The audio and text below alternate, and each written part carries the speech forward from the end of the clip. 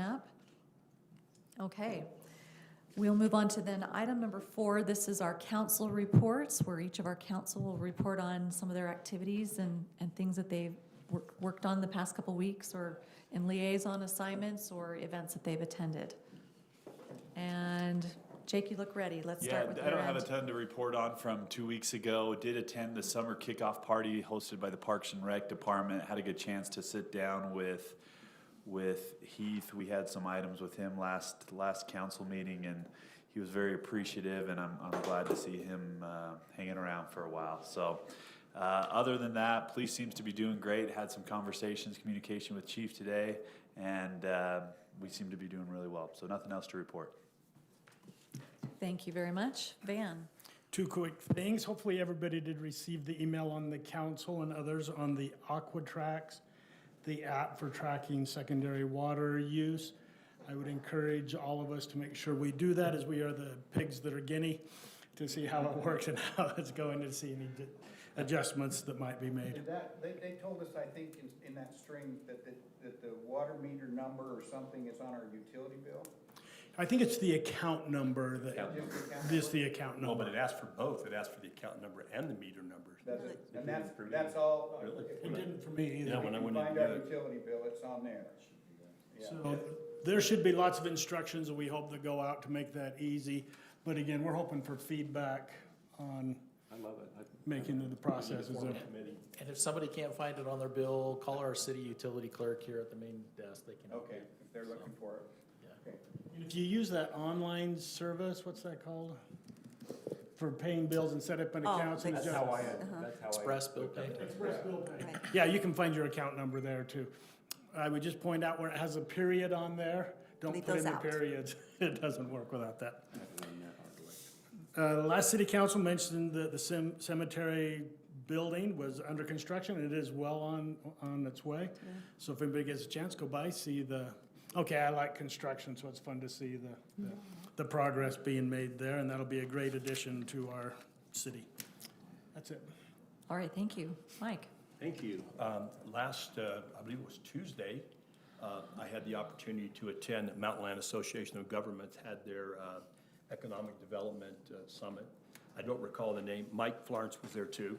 I don't recall the name of the consulting group that was there. I don't remember their names, but it was a 2-hour, incredibly interactive sessions about prioritizing what the priorities they felt like in the valley were, what are some obstacles to our growth, what are our strengths, what are our weaknesses, some practical solutions. And just as a side note, I think we all agreed that one of the challenges that we face in the valley is this notion that if you don't have an office job or if you're not involved in the high-tech industry, that somehow your position is less than desirable, when in reality, there's a dearth of technical, or not technical, but tradesmen.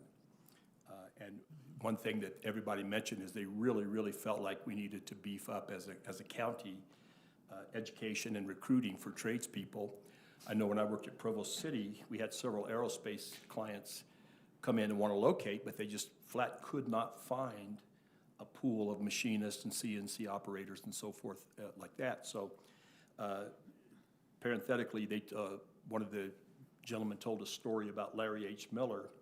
Someone was telling him, we just need more high-paying jobs, and these trade jobs don't hardly pay anything. And Larry H. Miller said, well, let me give you an invitation.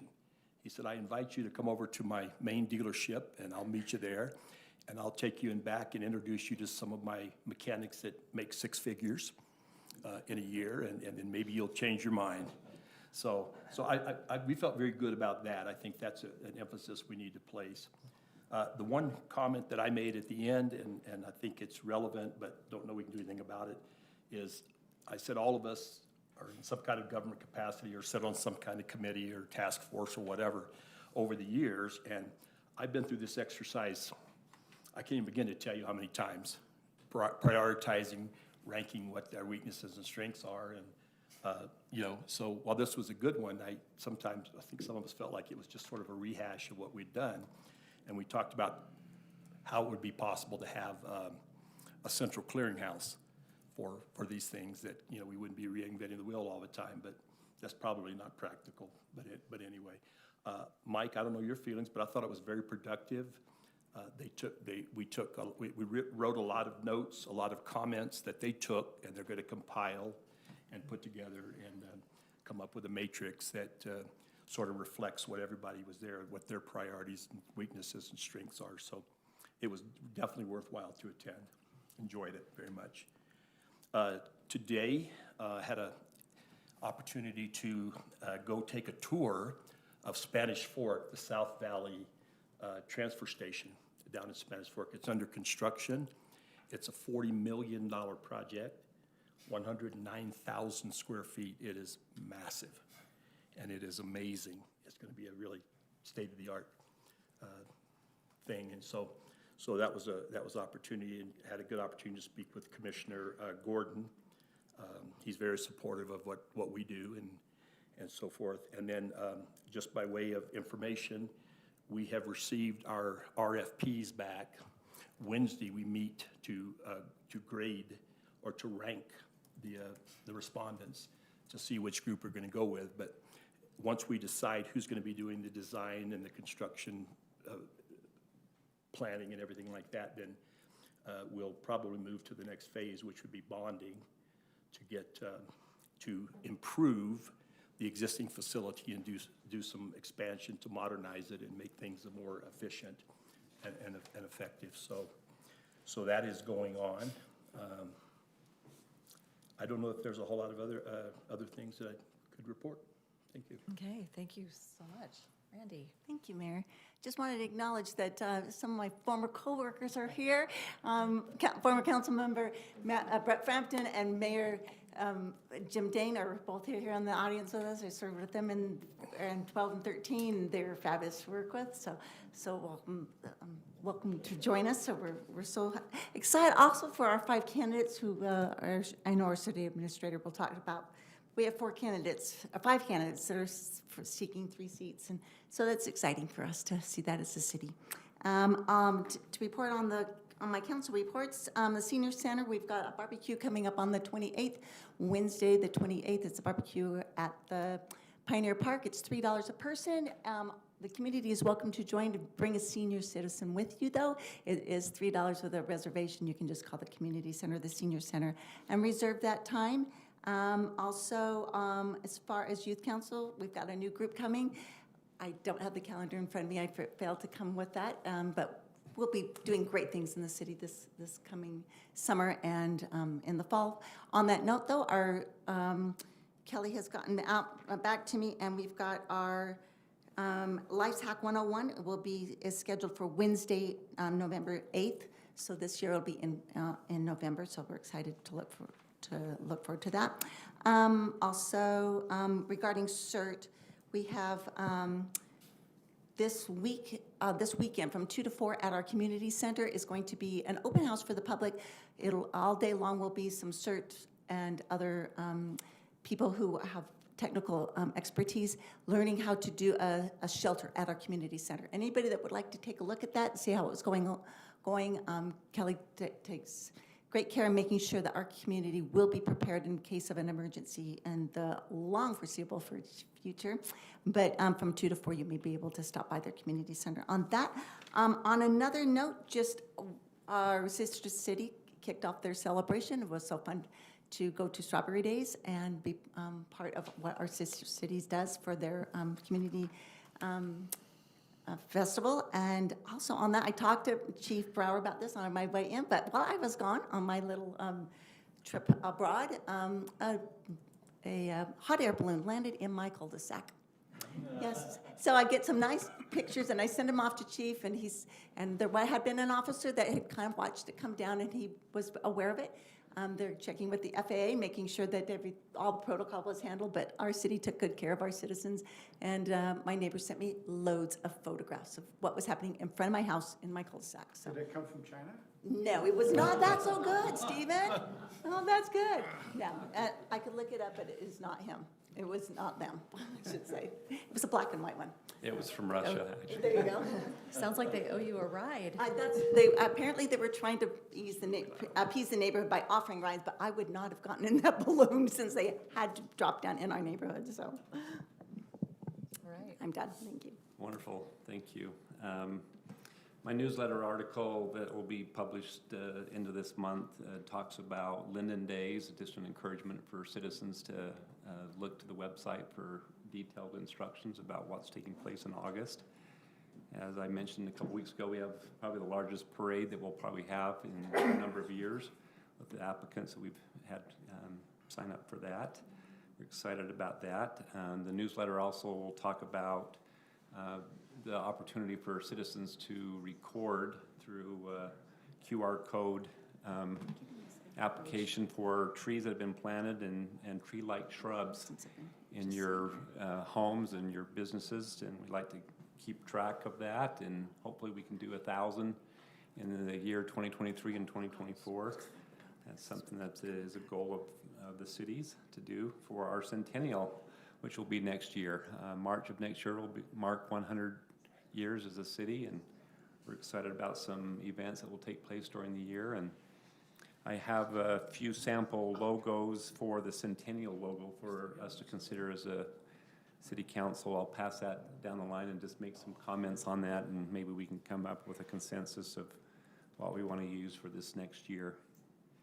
And line item number 15 is the review of Historical Preservation Commission applicants and interested individuals in the community, and look forward to that discussion. And it was a delight to talk to a couple individuals to see about their interest. And one thing I have learned is citizens of Lindon desire to be involved, and I'm appreciative of that, and hope that individuals will get involved in things that are of interest to them. So that's all I have. Thank you, Daryl. So many great things going on. Just a couple quick notes for council and the community. I don't know if you've heard, but the Huntsman Cancer Institute is going to be opening a new facility in Vineyard. And there is a kind of like a groundbreaking this Wednesday from 9 to 10 a.m. I can forward you the invitation on that if you'd like to attend. And then Adam and I attended Timpanogos Special Services District. Although we do not do our sewer through them, they are just adjacent to us and along our lakefront property. We're looking to do a conservation park with our remaining acreage down there and coordinate that with the Lake Authority and with TSSD and trails. And TSSD has an amazing engineered wetlands plan that they've been getting approved with the Army Corps of Engineers. It will tie into our park and our lakefront. So there's a great map of that. I think I passed that out to y'all a couple meetings ago to look at that. But there's going to be some really great interactions that the public can have and access there. So we were just on a meeting with them, kind of discussing the different types of trails or boardwalks and whatnot that will connect in with ours.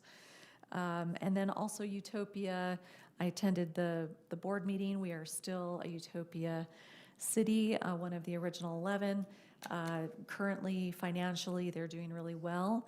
They had initially thought this last spring that they might not be able to make some of the payments to the cities back that were owed from some of the past years where things were a little tighter based on some bonding that they were needing to do for some new infrastructure, but things actually were better off than they thought. So cities will be getting we will be getting our payment from them. And there's a lot of new communities that are pledging to come in to the system, and so it's just getting a good critical mass of subscribers throughout the state. And we were #1 in the take rate for many, many years. We got just slightly bumped by 2 communities, which are very small. So Woodland Hills and Morgan, it's not too hard to have a little higher take rate than us, but we're still a very strong player in the network. So anyway, and that's all I have for you. Thank you, everyone else, for your council reports. I'll move now to item number 5, our administrator's report. Thanks, Mayor. Just a couple quick items for election. Since our last meeting, the deadline for the candidates filing for office passed, and we had 5 individuals file Cole Hooley, Greg Lupus, Brett Frampton, Steve Stewart, and Lincoln Jacobs.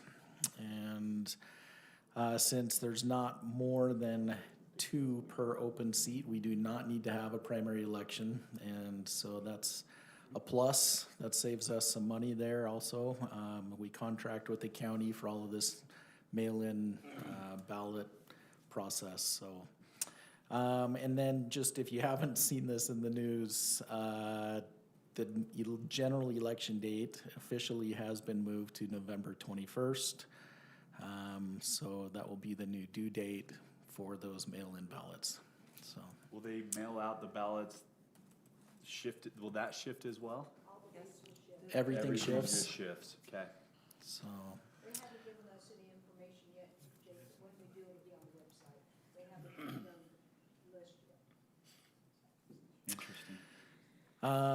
The only other thing I really had, just to confirm, our next meeting is July 3rd. The next day there's the holiday. I wanted to make sure we'll have a quorum. Anybody planning to be out of town that day I'll on the be here. 3rd? Sorry, what date again? July 3rd is our next meeting. I'll be here. Okay, everybody's here, it sounds like, so. Okay, that's all I had. Thanks, Mayor. All right, thank you so much. All right, we're moving forward now to item number 6. This is the approval of our minutes from the June 5th, 2023 meeting. Council, if you've had a moment to take a look at those, any comments or tweaks? I didn't see anything I there. didn't find I- anything. I had one quick one. Okay. Kathy, page 2 of 14 of the minutes, page 9 of the packet, line 29, ICSB is what it said on it's ICSC. Just a little, just Somebody who attended the that would B know. instead of a C, yeah. Just right. All But right. other than that, I'd be, if we make that change, I'd be willing to make a motion that we approve the city council minutes of June 5th, 2023. All right, we have a motion by Councilmember Hoyt, seconded by Councilmember Powell. All in favor? Aye. Okay, we are approved. Okay, item number 7 is the consent agenda. Typically, for the public, just so you know, these are for items that are somewhat general housekeeping that don't necessarily require comment or discussion. However, tonight, we have no consent agenda, so we will move forward to item number 8. This is a continued item, review and action about a roadway that was discussed our last meeting, brought to us, proposed by citizen Stephen Ehat, and he had a very comprehensive set of slides and research on this. Thank you very much. So here we have tonight, hopefully an action item in this regard, and we can pick this up. Go ahead. So Mayor, I just pulled a few of Mr. Ehat's slides from his prior presentation, and just as a quick reminder here what we're talking about. So he and a few others had approached you and the council about renaming or adding a name to 835 East and 900 East, and then a small portion of 140 North. Something to the effect of Temple Way or Temple Drive, Temple View Lane, and we discussed several of those options. As he had put together, this is the current view looking south on 835 East, and he superimposed, this is what that will look like when the temple is completed. So clearly a temple view type of drive there. So the council at the last meeting had talked about some options. One was considering a different name for these different segments of roadway. It seemed, in my recollection, the majority felt like one name may be more appropriate. Mr. Ehat provided some photos of various different streets around town that have both a numerical number, street, and the name, or just a single name. And as we go through this, he actually, again, did a great job giving you some examples of what this could look like with some of these names that are in your packet. So for tonight, unless there's other discussion that's needed, we just need a little bit of feedback. Van, I believe, was helping collect some names, or Yeah, Mr. Steven Ehat was was. on So with that, we'll let him follow up on, there was some desire from the council to approach the neighbors on 900 East that hadn't been surveyed, and he did reach out, and I'll let you follow up with that, Stephen, if you're okay with that. All right, come join us up here.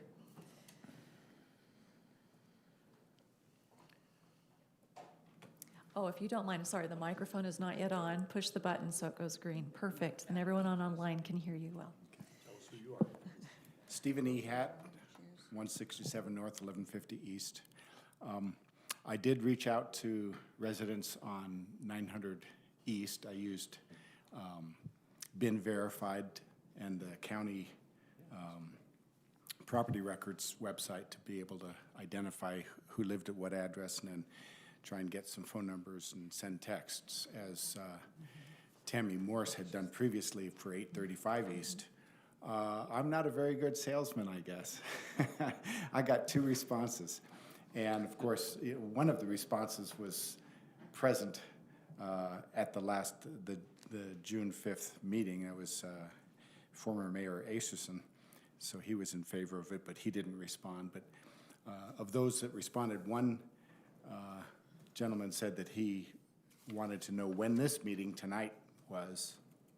I don't know if he has come, but if anyone, either in the audience or on the council, has questions, I'd be glad to address them.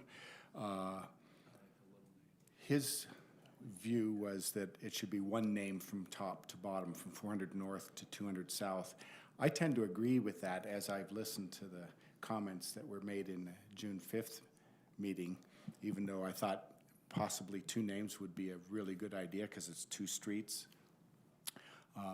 It is one continuous drive, and you do have a view of the temple on both of those streets. And so my personal opinion is that from 400 North down 835 East, and then on that small segment of 140 North, and then all of 900 East down to 200 South, give it one name, in my opinion, and that it be named Temple View Drive.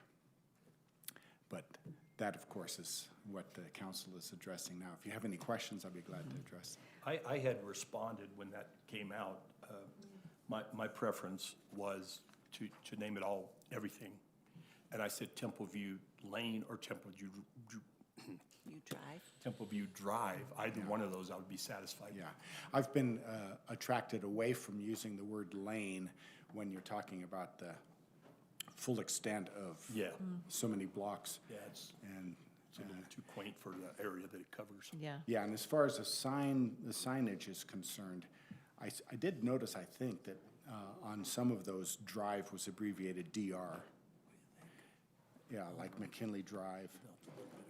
And so, if you were to, and one of the considerations that, of course, you're faced with is whether to have the large lettering be the proper name and the small lettering be the numerical designation, or reversal of that, having the numerical number in the large print with the proper name below it in smaller print. That's a consideration that you need to address tonight. If we, My feedback was to have the numerical on top and have the text down below. And that sounds fine, yeah. and I think if we do the text below, then it gives the opportunity to maybe put the full word drive, because it's in the smaller lettering. I agree. I think we talked a lot about this last meeting. I feel great about what's been recommended. And I I have- agree with keeping it the whole. I've reached out to, I have a couple of my students along 900, and then some of my kids' family, their friends, family members in the 900 East area. And they all, while nobody wanted to offer suggestions, they were all in favor of whatever it is that we came up with. Yeah, the picture that the city administrator has placed on the screen right there, if you remove the word lane and put the word drive in there, that Fit nicely. seems to be That's it. what, Great. Remind us again how many signs? I think it was 13, was it? I didn't count it. 13. From 200 South up to 400 North, North. there are 13 new signs that will need to be replaced, or 13 that need to be replaced. The total cost on that was about $1,055. Question would be when to pull the trigger. Would this be closer to the Temple Open House? It would be right away? What's the anticipated timeframe? Well, my personal opinion is that you can already see it, not only on 835, but on 900. So anytime is fine. I just didn't know if maybe as part of the celebration, it would be kind of good for the city to then pull the trigger all at once, but, you know, I'm just bringing that out as something to quickly discuss. But if we did that, though, the centennial is, if we wanted to coincide with the centennial, I mean, the temple's not gonna be done till 25. No, I meant As something I with the understand it. celebration of the temple opening, is whether we choose something to Yeah. open it with. And maybe it is just our centennial, like you bring up. I think a good time to do it would be if the city has any plans on, I don't know, resurfacing any of the streets in that area, that it might be a good to coordinate the two. Recently redo many of the sidewalk corners, ADA corners, and redo the I think you concrete. mentioned- I think you mentioned earlier that Yeah. Center Street was going to be undergoing a lot of, That'll be a little Fishing? later. I'm sorry? You're fishing, you wanna get some of your fishing for streets up some in new your roads? neighborhood, some new roads or something, is that what we're hearing? You gotta read between the lines when you're up there. Yes. And for those that are listening maybe for the first time, this is just a bonus name. We're not changing the directional, iteration. That'll still be there. This is just kind of a cherry on top to highlight the significant structure that's going to be there in our community. So we really appreciate all your research and work on this. You've put in significant time, and it's going to be a really fun idea. So, Council, are you ready to, any other comments or questions for Mr. Ehat? No, I'm ready to make a motion, Mayor. Okay. I very move that good. we approve adding a supplemental roadway named Temple View Drive to 900 East, a portion of 140 North, and 835 East, street signs and maps in recognition of the temple being constructed nearby with numbers on top and the name on the bottom smaller. Time frame in that? Can you put a time frame in that Time motion? frame I'll leave up to Public Works. I'm not, These I- can be up in a couple months if you want that Get done. people used to it is what I'm thinking. I'm fine to move now. All right, we have a motion by Councilmember Hoyt, seconded by Councilmember Magalby. All in favor? Aye. Any opposed? Okay, it is unanimous. Thank you very, very much. All right, we're now on agenda item number 9. This is a public hearing to hear ordinance amendment to the commercial farm definitions and standard land use table. So I'll I, make a motion to go into public hearing. okay, we have a motion by Councilmember Vanchery, seconded by Councilmember Powell to go into a public hearing. All in favor? Aye. Okay, we are now in a public hearing. I will turn this over to staff, Michael Florence Okay, with Community Development. Thank you. give me 1 minute to pull up my presentation.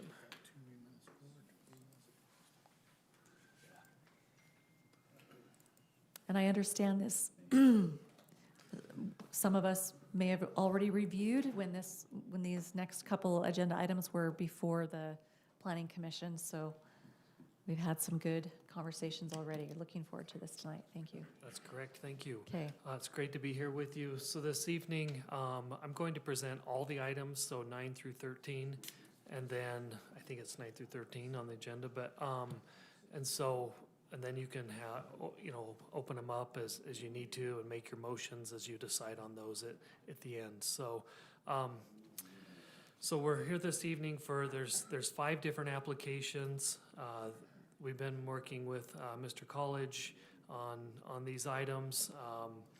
That kind of stemmed from a number of things, not only some of improvements that Mr. College wants to make on the property, some clarifications to our own ordinance, and I'll go through that, and then also a notice that we sent Mr. College on some improvements that needed to be made to the property as well. So again, there's 5 applications. The first one is in order that we'll go through an ordinance amendment for the bed and breakfast uses citywide in the commercial farm zone, conditional use permit for bed and breakfast uses, amended site plan and conditional use permit for approval to convert a previously approved agricultural accessory building to a commercial use building, an amended site plan and conditional use permit for a new retail structure, converting the red barn into a retail building, and then to rezone 2 parcels from residential to commercial farm.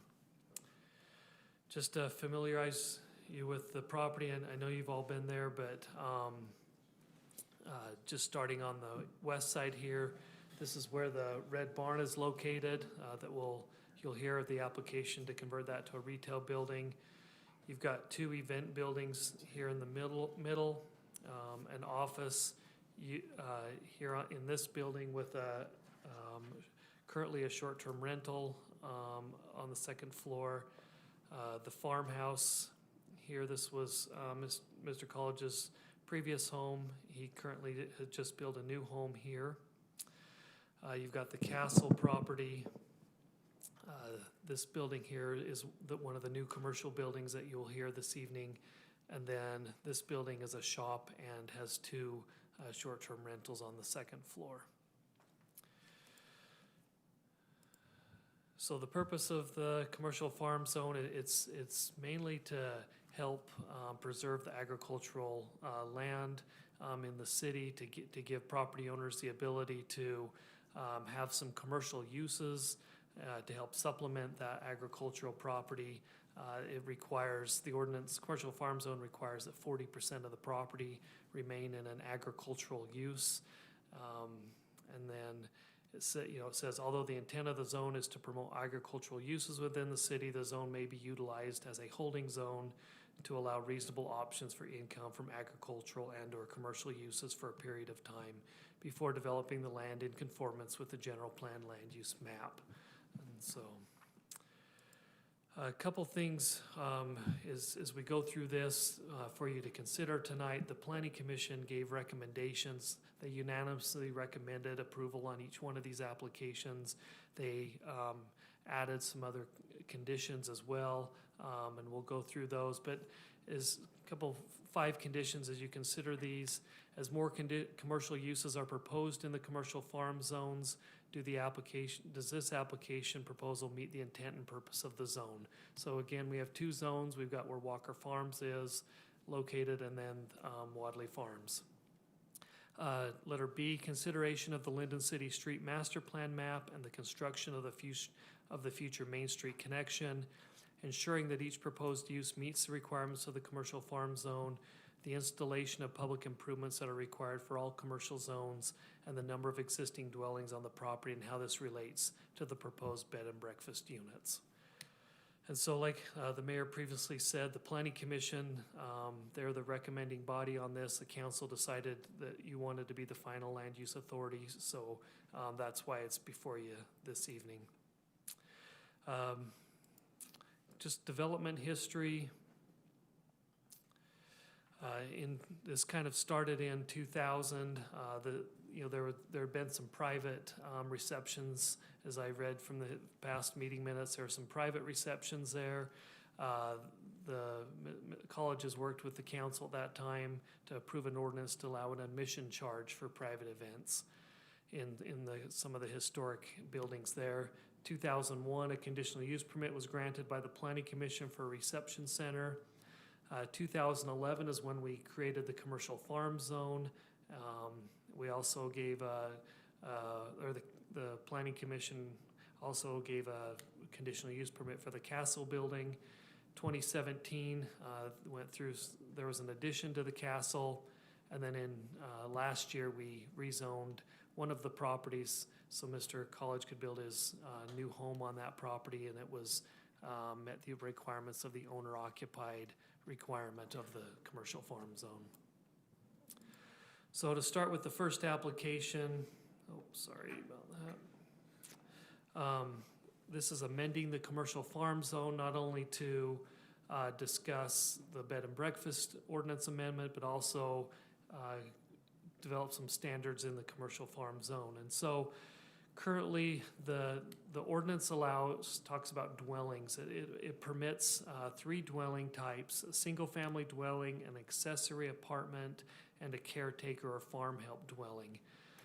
It also allows as a conditional use a bed and breakfast facility. Currently, there's 6 residential dwellings on site. There's 2 single-family homes, 1 accessory dwelling unit above the garage at the new home that's under construction, and then 3 short-term rentals. And so it currently exceeds what's allowed by the ordinance. Mr. College can talk about that in a few minutes.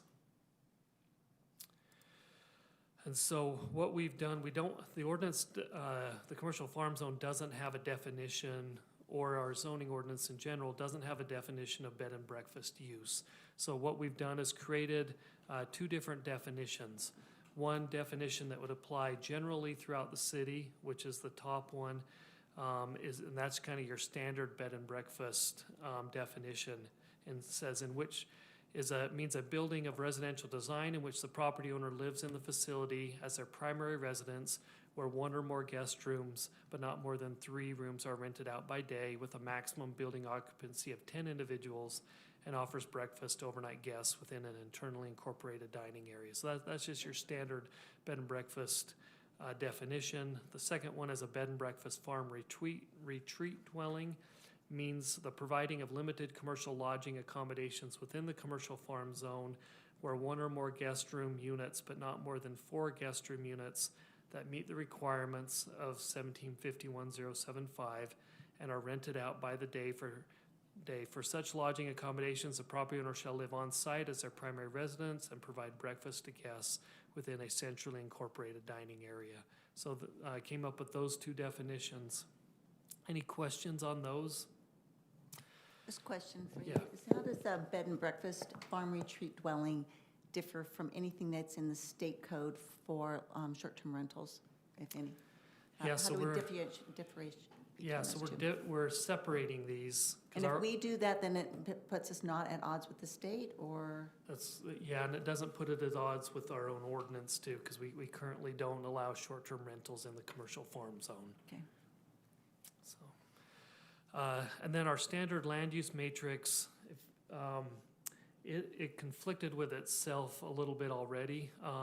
It allowed hotels, tourist courts, bed and breakfast, and motels in the PC1, general commercial zones, mixed commercial, and research and business zones. So we left that, but we're striking out residential bed and breakfast facility, 3 rooms or less, which it was prohibited in every zone.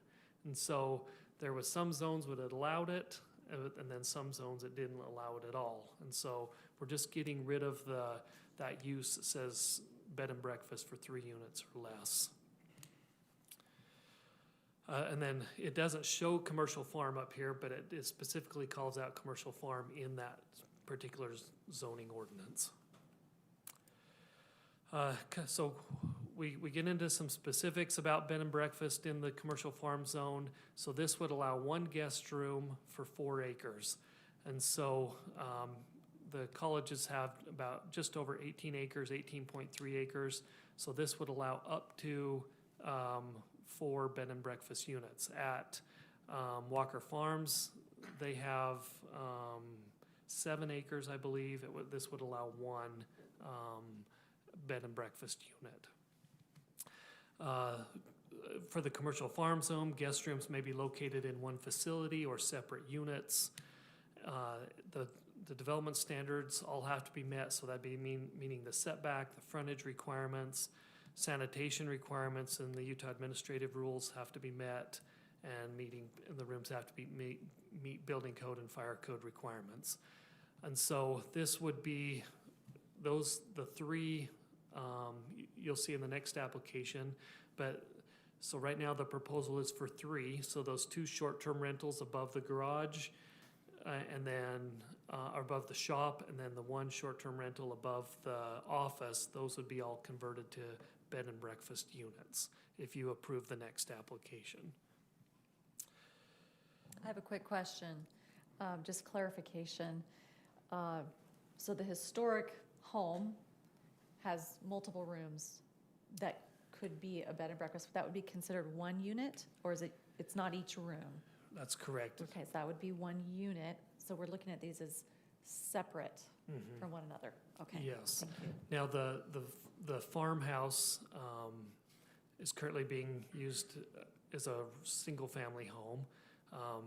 In the future, I think that's a request that would be converted to a bed and breakfast, but that's not part of these applications. In the future, if they want to change that, allowing the 1 per 4 acres, they could come back at a future date and amend their conditional use permit to allow that. So again, for clarification, explain, as Mayor Lombard pointed out, what the difference is between a unit and a bedroom. Yeah, so we're just, let me go back to the definitions.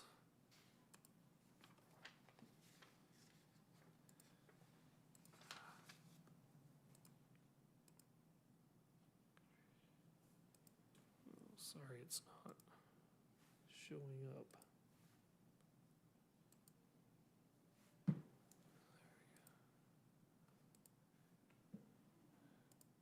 Okay. So in the in the definition, we're just saying that, they can be separate buildings. And so, different from the general bed and breakfast use, it has to be in one facility. Correct. So we're And so- saying, but you've named it the shop, which has rooms above it, that's one entity, or is it That would be- independent? There'd be two. So why is that different, though, than the house that would, if that were to come in the future, have multiple rooms? Yeah, How is because that they're different? separate, there's separate entries into both those units. And so Okay. they're. There's they're not a ca- main reception area or whatever? That's correct. And so like the home is, I had, this, it'll come in the future, but the discussions from myself and Mr. College for now, it would be, they wouldn't be renting out separate bedrooms in the farmhouse in the future. It would be, so a family would come in and rent out the entire house. So that would count as one unit. Mike, I don't think we have sufficient time in this meeting to share what good Wadley Farms and the colleges have done for Lindon. I acknowledge that. It's my understanding, though, that what we're really doing is sort of rectifying or correcting things that have already taken place, that were not in compliance. Is that correct? That is correct. So this sort of takes care of Yes. those things. And to make sure that's, that you're fine, because those happened, pre-ordinance, without any approvals. And so we just want to make sure you're okay with this direction moving forward, that, that the 4 allowed dwellings that you're allowed to have is now 6. And so we want to make sure you're fine with that increase in the number of dwellings there, basically. Because what we're defining a dwelling is, the ordinance currently defines a dwelling as anything such as a single-family home, a bed and breakfast, a caretaker's residence, and an accessory dwelling unit. We want to make sure that you're okay with the number of dwellings on the site as well. So, any other questions on that? Not yet. Okay. Let's see, I think I've already been through that. While we are updating the commercial farm zone, we want to make sure also that you're good with the permitted and conditional uses that are in the zoning ordinance as it stands. So again, permitted uses, a lot of these are residential, so your single family, your agricultural production, your related accessory buildings, and so those are currently what's permitted. As conditional uses, caretaker, farm help, accessory dwelling unit, commercial horse stables, farmer's market, greenhouses, plant or garden nursery, garden center, bed and breakfast, educational programs, restaurant, cafe, boutique, veterinarian clinic, food manufacturing. We want to make sure that, like, for example, on the residential, we're putting a cap of 6. Are you okay with all of these conditional uses and permitted uses still going on these 2 different commercial farm zones? Define cap of 6, is that 6 on everything on the page, or 6 on one No. and then 6 on the other? Yeah, Or- we're capping residential at 6. Just clarifying, yeah. But commercial uses, we want to make Condi- sure you're okay, because, these, Those activities. even though you still have to have the 40% agricultural, Right. like Wadley and Walker's farms have, we want to make sure you're okay with, you know, all these, you know, someone could come in with all these uses. So we just want to make sure that you're, while we're updating the zoning code, that you're still okay with all of these uses happening. It makes sense. I mean, it's compatible, that's for sure. The clarification, though, the new home you're building, that, again, you probably said this, but is that one of the 6 units It is. Yeah. that we're allowing? So net would be 4 from what they have now? Yes. Because you got the 2 single-family homes, Right. Caretaker. an accessory dwelling unit, and then 3 short-term rentals currently. Okay. And also, just a quick reminder to council and those in the room, this item right now is for the ordinance broadly as it pertains citywide. So we will have some other agenda items that are more conditional use, speaking to the Wadley Farms parcel specifically. So just kind of put that thinking cap on, I guess, is what I'd recommend across the board. If we had a third location in the city that applied for the commercial farm zone, you know, right, so that's where we need to So kind of be thinking bigger picture. So thinking broadly, one of the things that come to my attention would be the amphitheater, as we speak as a council, that a lot of the things that happen in the commercial farm zone as it currently sits, the complaints that I hear typically from almost indoor activity, they're much closer related to an indoor type of reception. Some of them bleed out, and I know at Walker Farms, they have things that I can hear the speeches and things from my house as well. But the amphitheater, to me, would suggest, since we're looking at this ordinance, the possibility that this then bleeds out a lot more to the community at large. I can hear, at my house, I can hear the pool. And an amphitheater, to me, would give that a more of a community environment, opportunity for complaints for that, and trying to look at this from a, not Randy's perspective, but just from what I'm seeing, but also from as a representative for the citizens here. So just ask you to think about, are there any other things? For me, amphitheater comes to my attention as maybe something that could be problematic at Based another on noise, location, based based on on the noise. noise that could come from, that could radiate from, you know, a certain venue. I'm not speaking to any venue that's here before us tonight, but the possibility of a future amphitheater being placed someplace. So just a thought. Okay, No, that's a good point. I think about this zone specifically feels like we've spot zoned it for 2 different locations, and we've because we have those in our city, we've allowed it and they work. I think about the parking in Wadley Farms, and it's so great. Walker's, it's not as great. If we had a restaurant that went in, you know, restaurant's one of our allowed uses, that brought in every night a bunch of parking, I don't know that the neighbors would love that. You know, it would make, you know, you think about Wadley and it wouldn't matter because the parking's contained within. But I liked what Mayor said. We need to think about this in case there is a 3rd, 4th, and 5th. I can think of at least 2 other properties that potentially this could go in if it wanted to, badly enough. And Jake, that parking issue was really why staff was wondering, do we really want all of these uses? Yeah. Can they all be crowded in?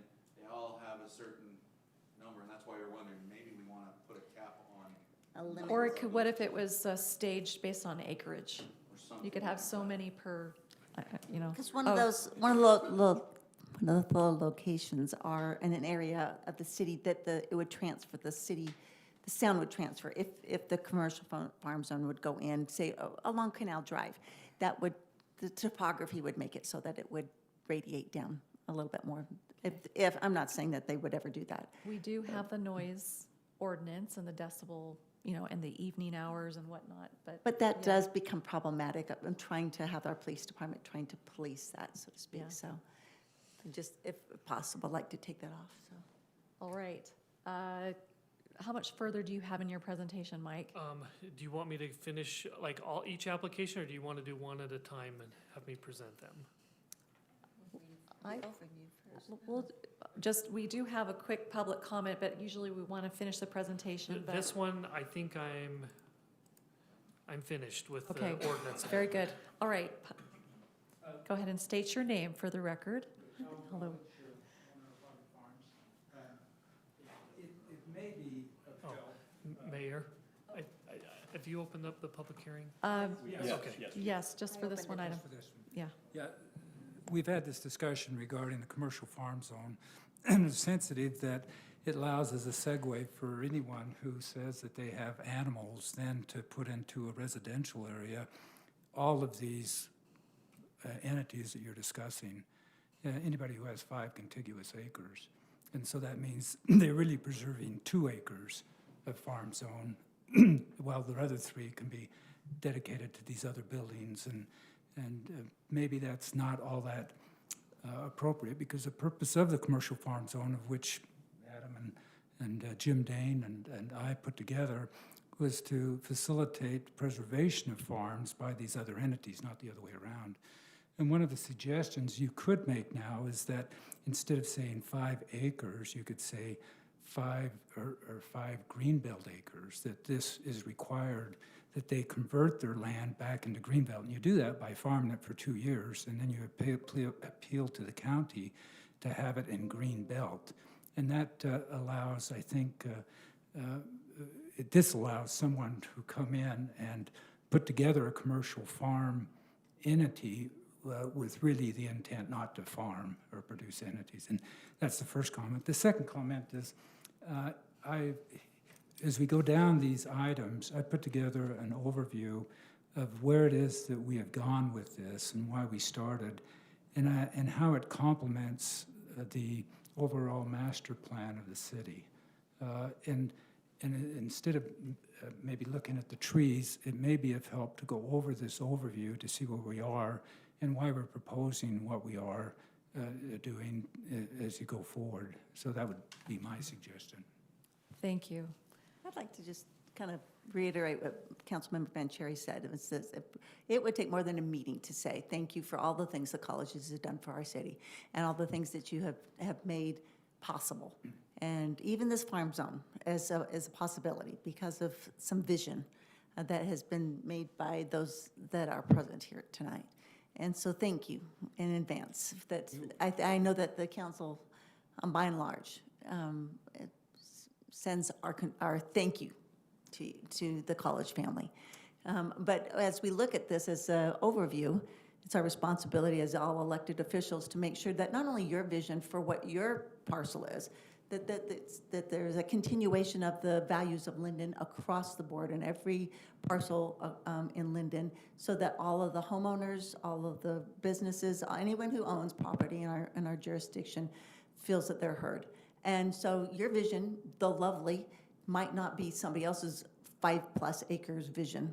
And it's our duty to make sure that we are not only listening to you, but also making sure all of our citizens are protected. So that's just Randy's little spiel here, and why it may seem that we are coming down maybe harder than we would want to. I know Randy would be voting differently than Councilmember Powell would. And so I've asked a lot of questions to get a lot of depth to make sure that we're making this something that's not just a today decision, but something that will stand a long test of time if possible. And at least I don't have a lot of regrets saying, dang, wish I'd have looked at that a little bit more carefully. So, and I think you would want that as well. So thank you so much, Alan. Mike, would you like to continue or have particular feedback at this time? What do you prefer? That's up to you. If you'd rather me go through all 5 applications. Let's do all 5. I would maybe separate this one from the other 4, and this is citywide and the others are conditional use. Right. And this is one that has the public hearing. Yeah, yes. Oh, we've got a public hearing on 13, When you but said 5, regarding the ordinance change? No. Okay. Regarding the Then other. I would like to recommend, yes, take the feedback from council to treat this first and then proceed with the others, if that's all right. Okay. Any other comment from staff regarding this agenda item number 9? Not from staff. We have an ordinance that's ready for you to make any modifications for, or pass or deny, whatever you feel like doing. So. We need to get out of the public hearing. All right, I still would like to invite any other public to make comment at this time.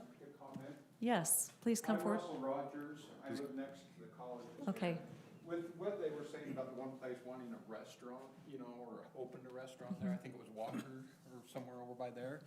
When I Not requesting, but it's a use. an option. So Could be a I have use. a question because I built an accessory apartment on the side of my house a couple years ago. And the city thing with it is, we had to provide all off-street parking for it. Is that not something that is included with a restaurant being open too?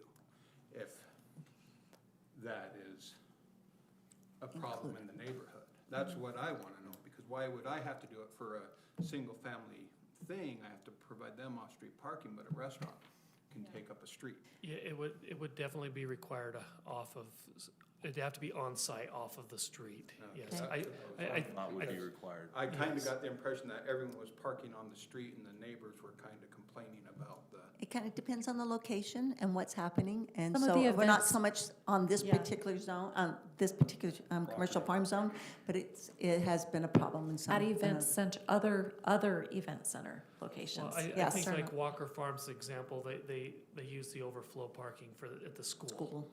Yeah, so for they're not events, and so- having a problem with But you neighbors know, that what, we're aware of. 256 so many spaces, I think, is that, Okay, thank you, Mr. Rogers. thank you. All right, any other comment from our public here tonight regarding this item? All right, Just as a matter of education for the public to understand as Mayor Dane comes up forward, is that this is our only public hearing for this ordinance, so you won't be, so this is a great opportunity to speak at this point. So my name is Jim Dane. I live on 4th East and 4th North.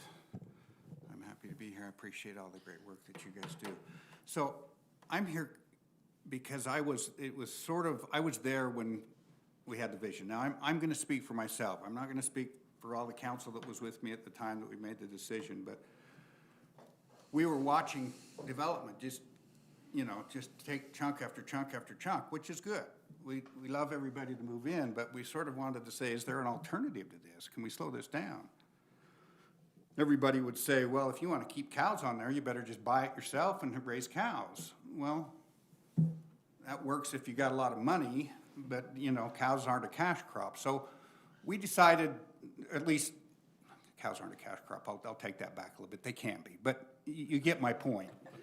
What we wanted to try and do is say, let's make a farm zone so it looks like a farm, feels like a farm, but obviously if we want somebody to do this, we've got to make it economically feasible. So let's put some uses in there that can allow this thing to look and feel like a farm. Let's make sure we get off-street parking addressed. I think that, has been with both of these. And my personal view is two of my favorite spots in Lindon, I have to tell you, are Walker Farms and Wadley Farms.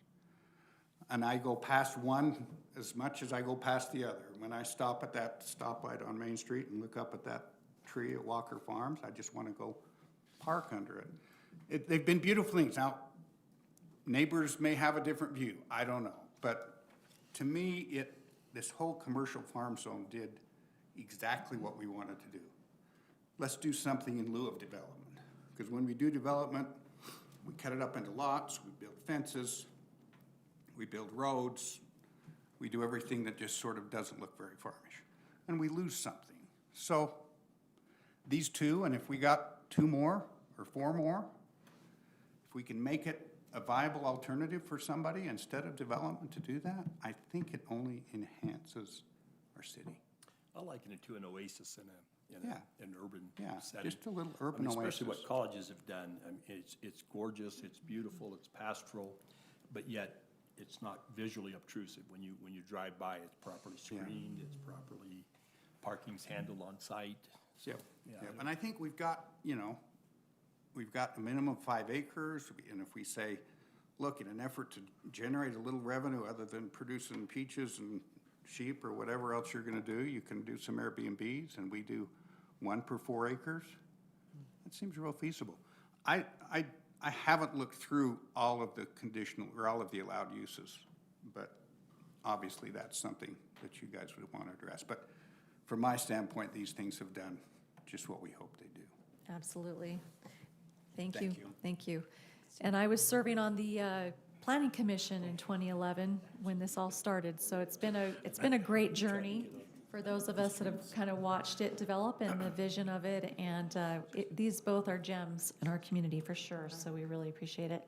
We just want to make sure that we craft this as we allow the the opportunities for commercial activity to expand according to what is going to help these thrive going into the future, that we carefully craft that. So appreciate all the comments. And it looks like we have another comment. Yeah, just briefly, I actually sent a letter to Mike. Yes. Brett Frampton, by the way. The only thing I Welcome. would have rather had there was a golf course in about 1988, or 1998. I've known Helen for that many years, right? He actually told me he would just soon have the golf course too. Would have been easier, maybe. He said it would have been a little easier on him, but, the main reason I wrote the letter is just because I'm a neighbor, and I absolutely love living next to Wadley Farms. The joy that I hear over there. Ellen, I have a property that we kind of bought together, which is part of your, commercial, where you're gonna change. And he put up a beautiful fence. I didn't pay a dime for the fence. He put it up all by himself. And it's just been wonderful to have them as neighbors. I kind of reiterate what Mayor Dane said about just keeping some type of an open space. And Alan he'll talk to it later on, but it's not easy to keep that, I've seen around me, the next generation sells it as fast as somebody else passes on. And we know that's gonna happen. So, anyway, I love the colleges, I love the farm, I'm just happy to be here. All right, we're still in our public comment section. All right, seeing none that would like to come forward, I'd entertain a motion to close the public hearing. Make a motion to close the public hearing. Second. Okay, we have a motion by Councilmember Broderick, seconded by Councilmember Vanchery. All in favor? Aye. Now bring this back to you, council, for further discussion and action. So hearing any thoughts so far on the definitions of the 2 bed and breakfast operations? I guess we'll take that first. Okay. Yeah, I would like to limit it slightly, but I like how we are limiting it. I guess I would go back to what the original emphasis is the agricultural production is the goal for this. And I love how Jim Dane talked about the subsidizing it with some of these other alternative methods and modes.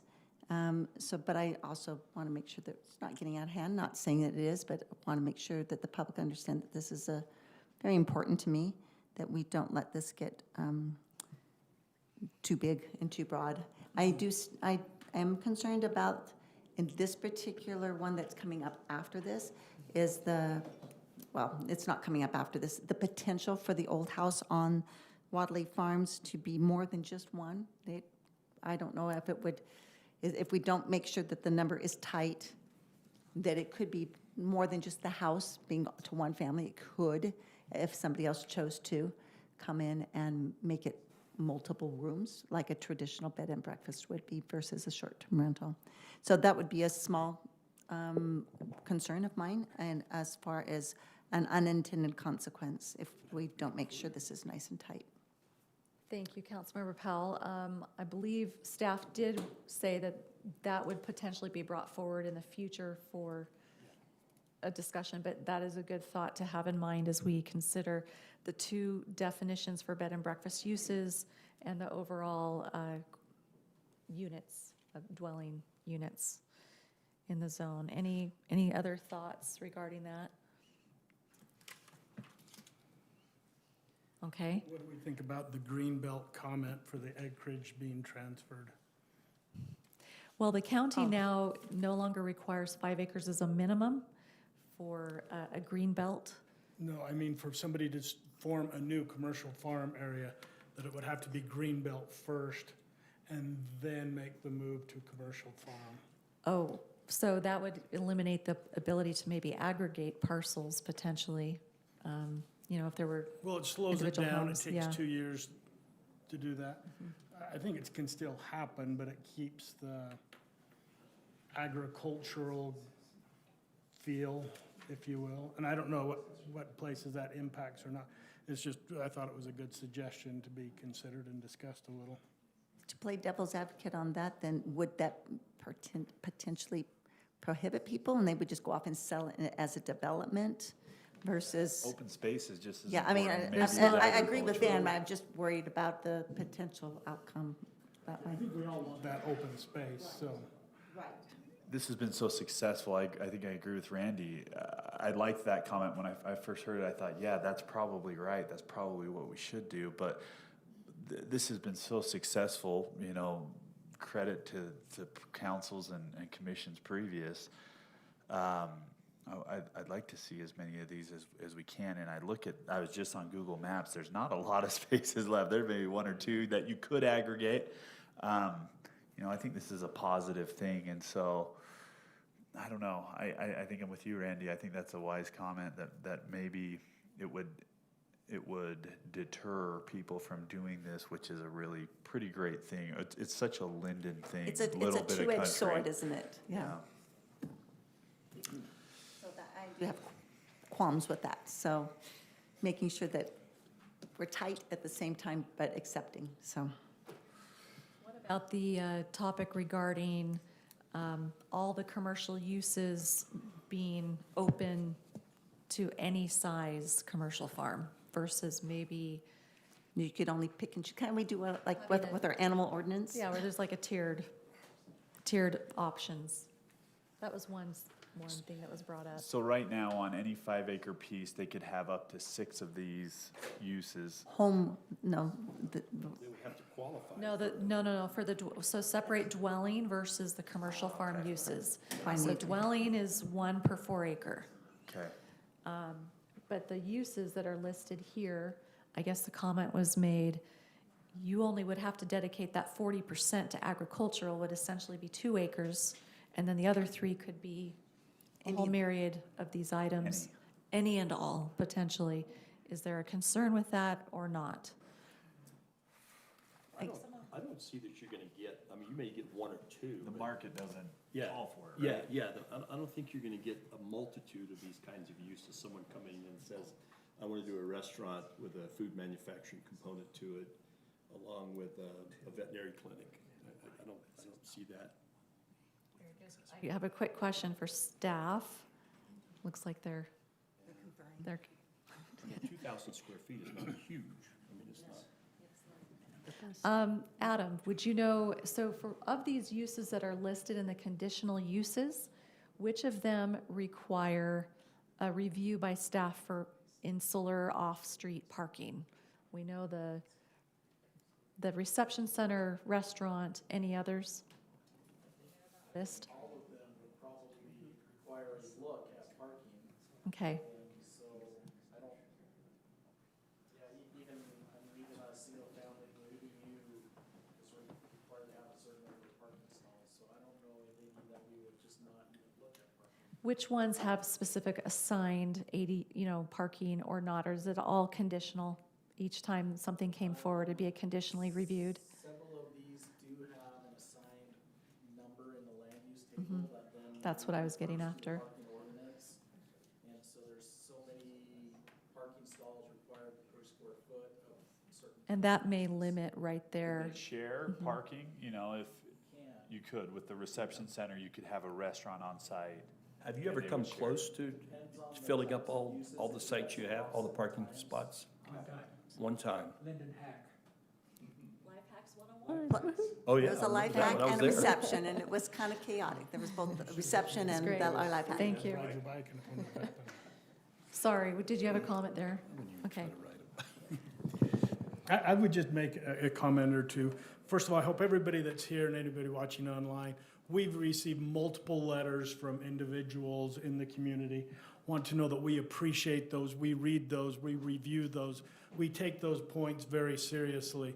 There are letters that have come with some concerns, and there are letters that come with the complimentary attitude toward the farm and that they like being a neighbor. So I just want people to know that we look at all of those things. If we don't vote the way you wished we would have, that doesn't mean we didn't consider what your opinion was and how it impacts you.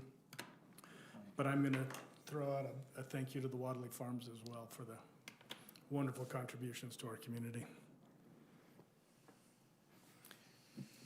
Are there any other key issues that council feels need to be reviewed in ordinance? this particular ordinance? I would ask council, and maybe even those who were there when this was envisioned, what kind of vision do you have, using that word, for what, I don't know, I've got so many notes here tonight.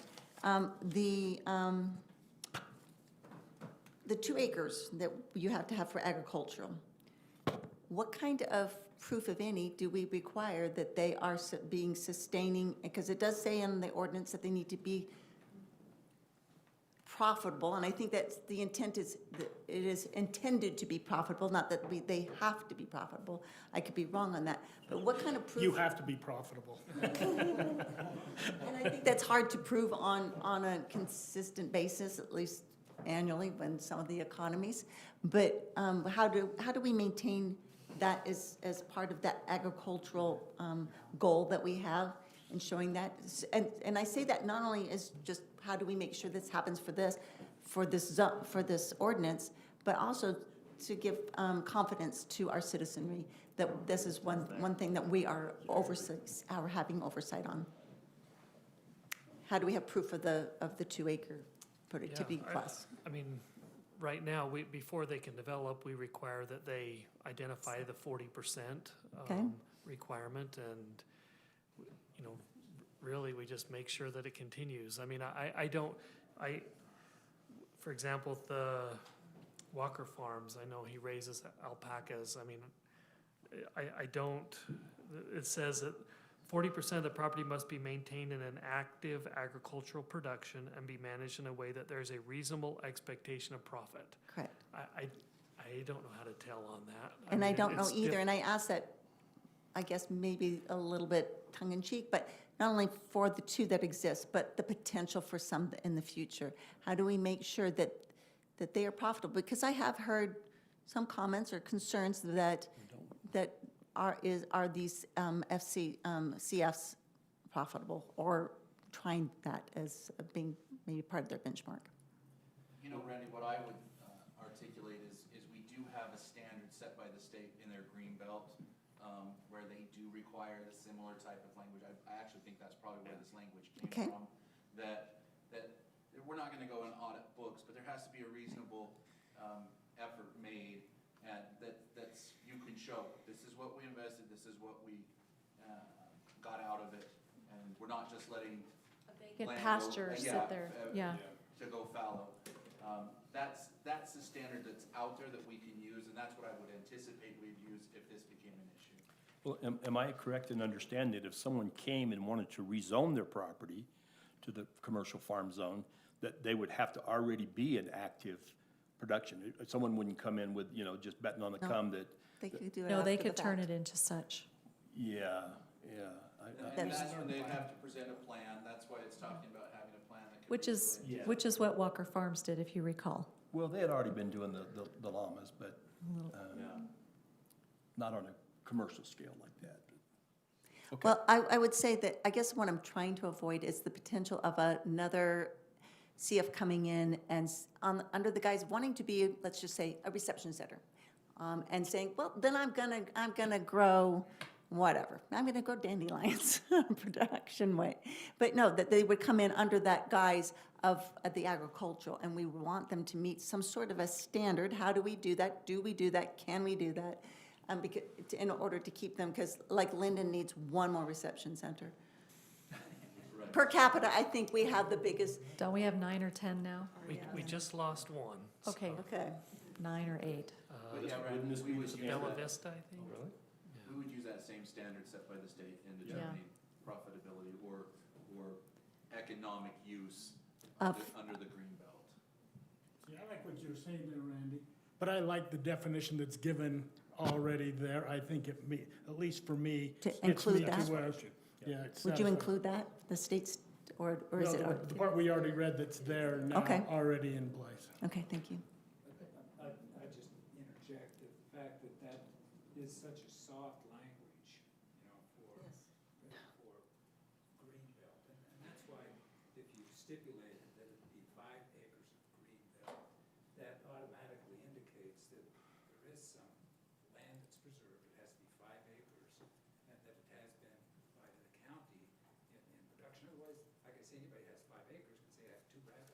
There you go. you'd be accused of discrimination, and you'd say, well, that's not going to be profitable, right?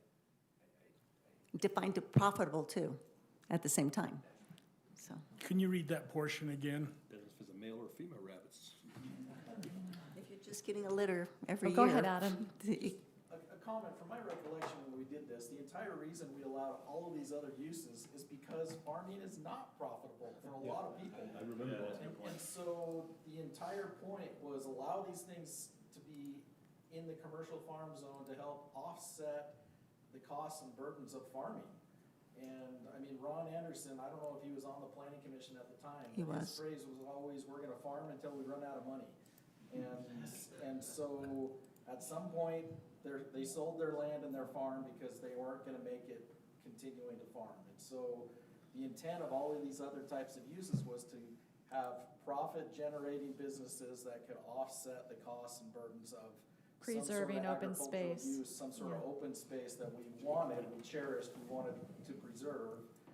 And that may be making a profit, but that could be $100 a year. I remember there was discussion of, do we audit these? Do we have some sort of dollars point? And I don't know if Alan would share, but he does not make, in discussions he and I have had, he does not make a large I amount would of money imagine off of his agricultural products. The majority of what he's making financially is from these other business ventures. But it's helping sustain the open space for which you guys have praised tonight. Thank you. I guess I just want to make sure the open I- spaces yeah. continues. I think the spirit of what we're after, if I'm hearing right, is make sure that the open space is a focus and not just something ancillary to the side so that someone could bring in a bunch of commercial uses in a residential zone.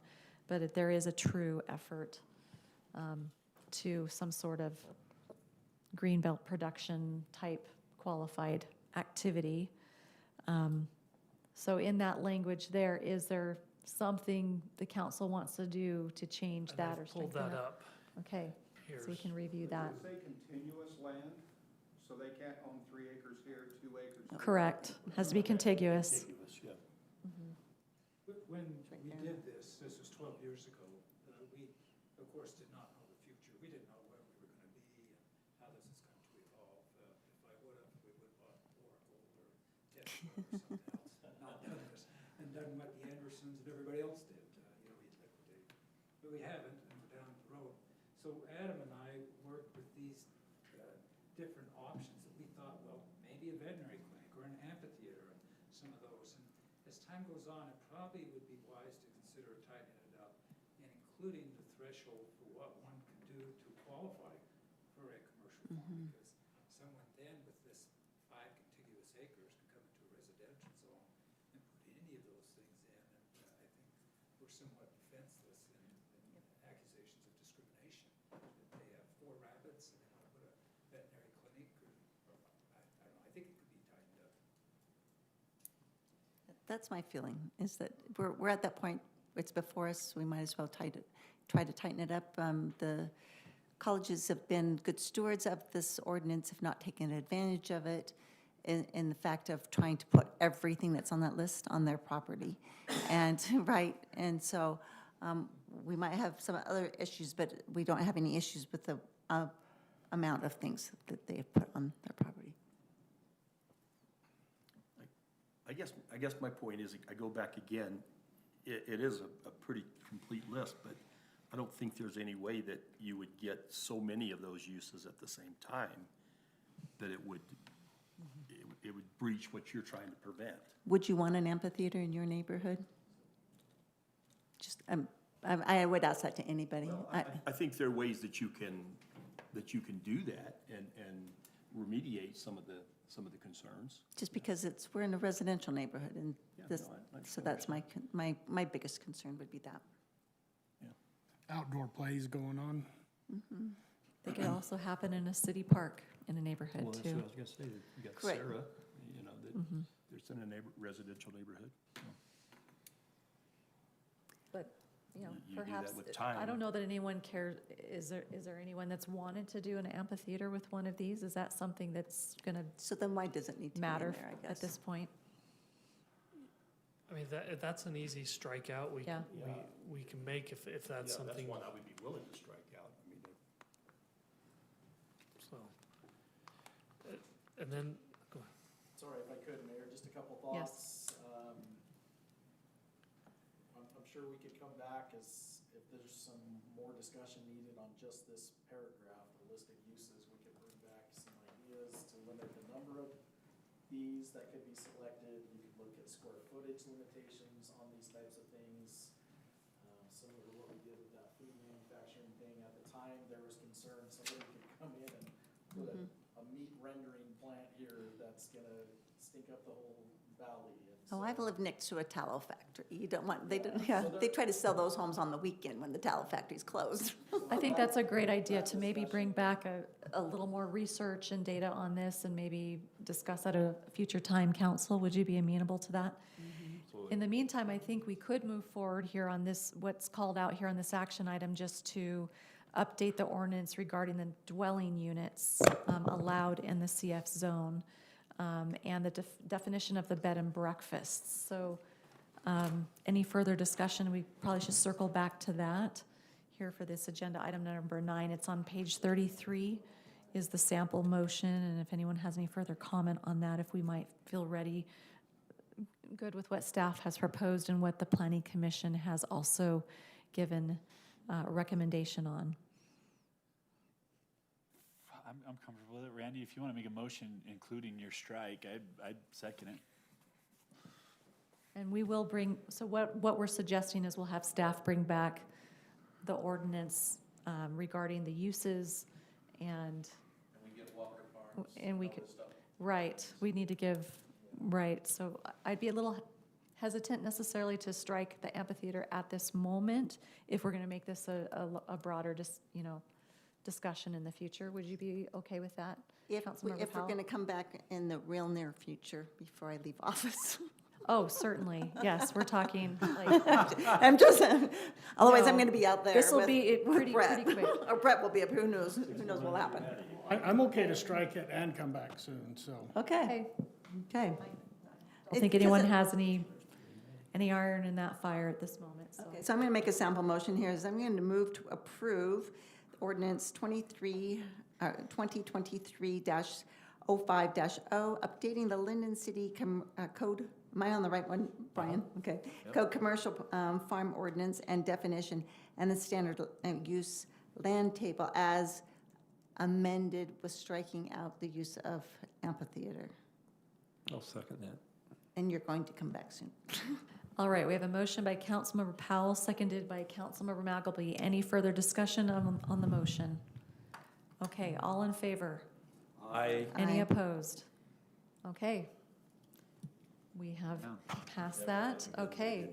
All right, we'll move forward then to item number 10, 11, 12. These are all review and actions as well. I'm not seeing that. I have a quick question for staff. Do we need to open a public hearing on any of these since we did break them out individually? Okay, thank you. All right, so I'll let you proceed. Mr. Florence, thank you. Great. And so, if you're all right, I'll go through each one of these. I know Mr. College has a presentation as well, if you want to hear that, or you can ask questions as we go, and we can pull up some of his slides either way. Yeah, I think it'd be helpful to see, just a broad forest overview.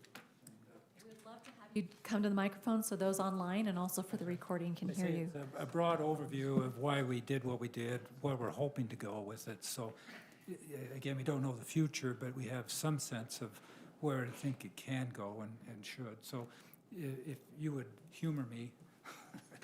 Absolutely, okay. Is it this one here? This is particularly in line with the 2022, 2023 master plan, because as we surveyed the citizens as to what it is they felt was important, it was pretty critical as to the things that they thought were to be important, but how that they're to be preserved and done is the real challenge. And was brought out with the Anderson farm that the farmer in Idaho won the lottery, and he asked him what he's going to do with all his money. He says, farm till it's gone. And We have two dimensions. We have our agricultural and our commercial. So just by reference, the farm has been in the family and in Lindon 154 years. You cannot find an industry in Utah that can have any kind of that track record. And it's been productive those times. So Mike, I'll let you button it. This is the original deed from my grandfather for Lindon, 164 acres. Interesting. Most of Lindon was homesteaded by the Wadleys. Next. As you can see, and you know the pressures, this is 1993 satellite, and that's now currently. Next. As you see, you can see why all of my neighbors sold their farms. I can certainly see why they would, because of the financial offset. You do a 1031 and you go to Montana. Next. This is from the Lindon master plan that they sent out for 2022, 2023. And they point out that now 0.7% of Lindon's open land. And in the future, there's 0%. Next. And as you can see, Anderson Farm, the high-density housing, you know this, you've all been through it. Next. This is, of course, State Street, high density, and next.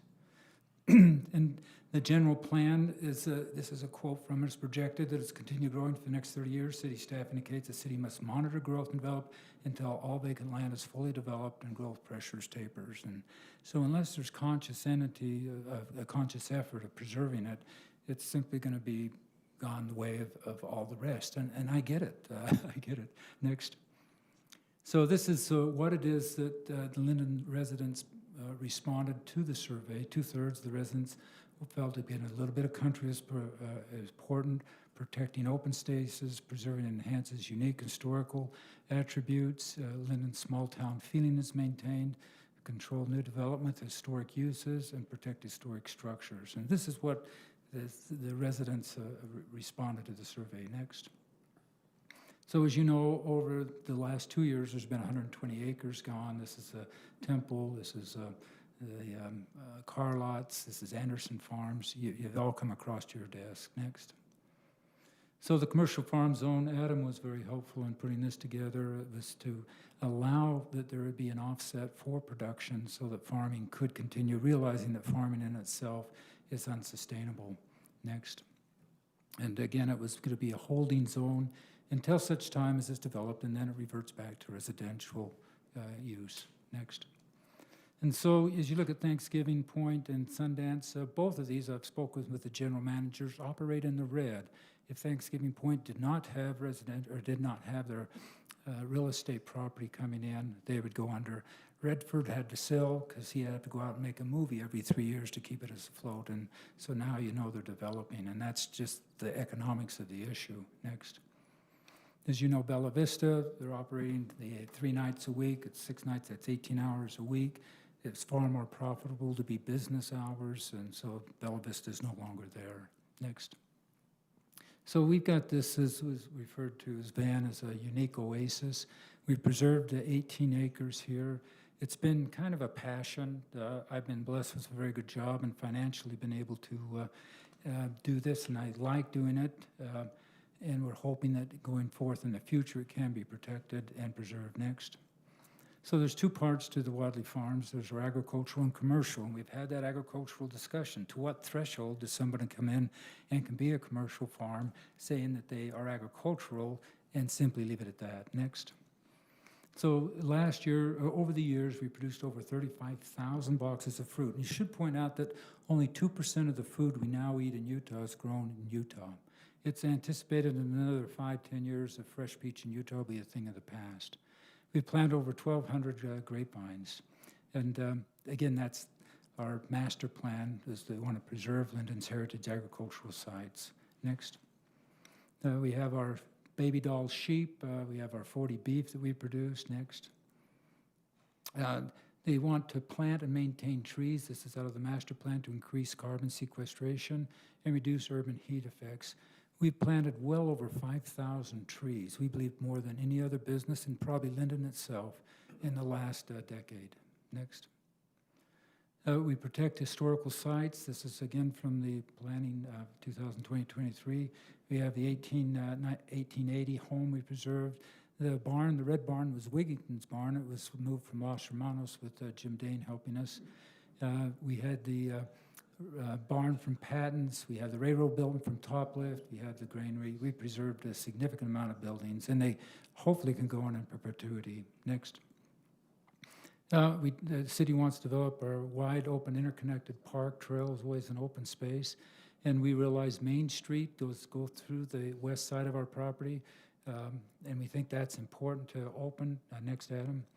So if you'll come, you'll see that although we have a gate there, it's a sign for pedestrian only. We don't want through traffic. It takes away the safety and the ambience of it.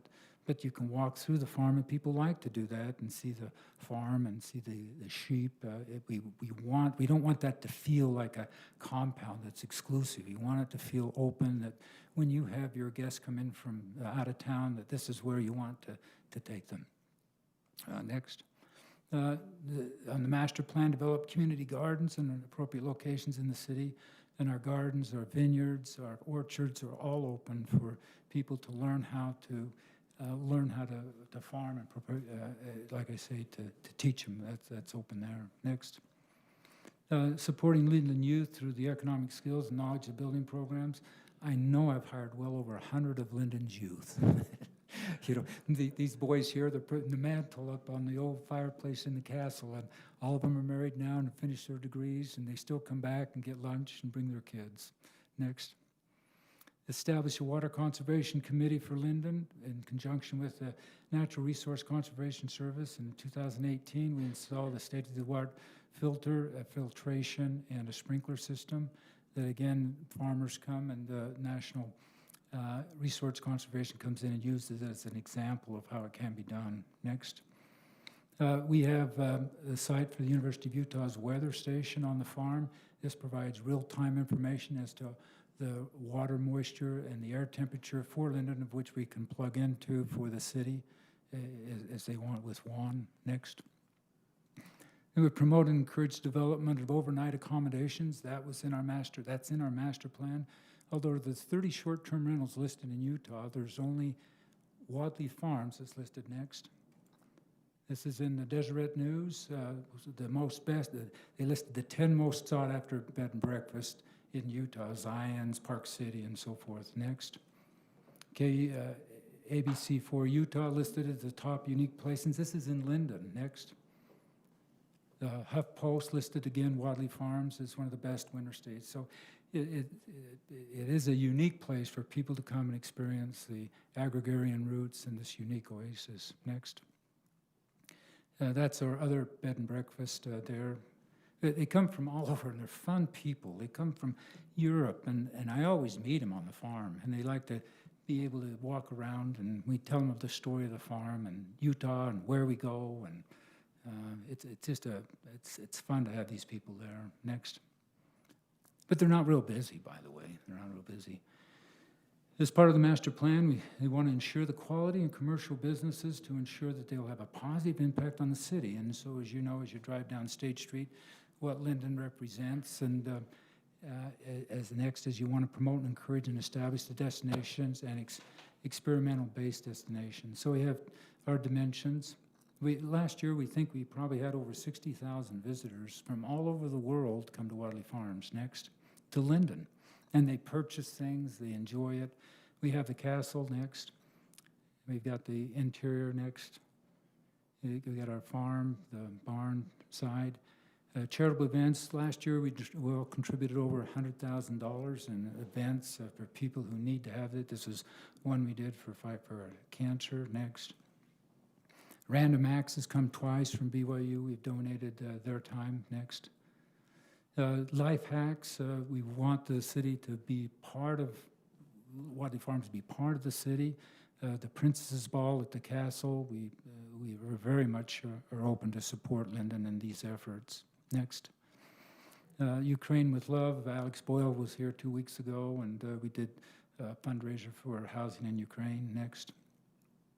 Dave Archuleta, Christmas concert, Mayor was helpful in doing this. Next. The Metropolitan Ballet, next. Ballet West, next. Beauty and the Beast, the BYU's I'm blocking on their name, Capella Choir. What is it? Lexi Walker. No, there's Lexi, but the Vocal Point came and did theirs next. Mini Harry Potter next. This is the International Nuclear and Space Radiation. They came from all over Japan and Germany to Lindon. They came in 7 busloads. They had security guards through that. This is Vanderbilt University here in Lindon next. We had one concert where we opened it up to the public. That was fun. Next. Story Trek has been here. Next. Dinners in the Vineyard. Carolyn's helped us with those. It's great fun. When you get struggling how to hit a home run with your wife, that's a sign up. Next. Valentine dinner dances. Next. The mayor was kind to bring the other mayors of Utah County over in the fall, and we crushed grapes and bottled the grape juice. That was great fun. Thanks, Carolyn, for doing that. The balloon that landed, Randy, in your yard, That's the balloon in my yard. it took off from our yard. Did it? Okay. Sumo or a fiber company, next. Cameron Fugel, we built him a helicopter. The mayor was able to go up and view the city with that, next. We've had 4 movies filmed at Wadley Farms. 2 were filmed in the last 2 months, Hallmark movies, next. Now, the reason I show that slide, Tell us who really does the work. that's right. Because this isn't Jacobson Construction and a fat wallet and somebody coming in the lowest bid. This has all been organic. It's been grown. And so that's my wife. I told her if she would have married up, she wouldn't have had to finish floors or park cars when she got to be 71. But she's a good sport. And I show you that because this is us doing it and hoping it can go on into perpetuity. Next. All the cement walls, that's me running the crane. Everything you see, we do ourselves. Next. So the future, we want to develop the plaza to where it's more exclusive. Next, we have a formal plaza where we could have our shops of bakery, jewelry making, blacksmithing, bakery, or what have you in the future.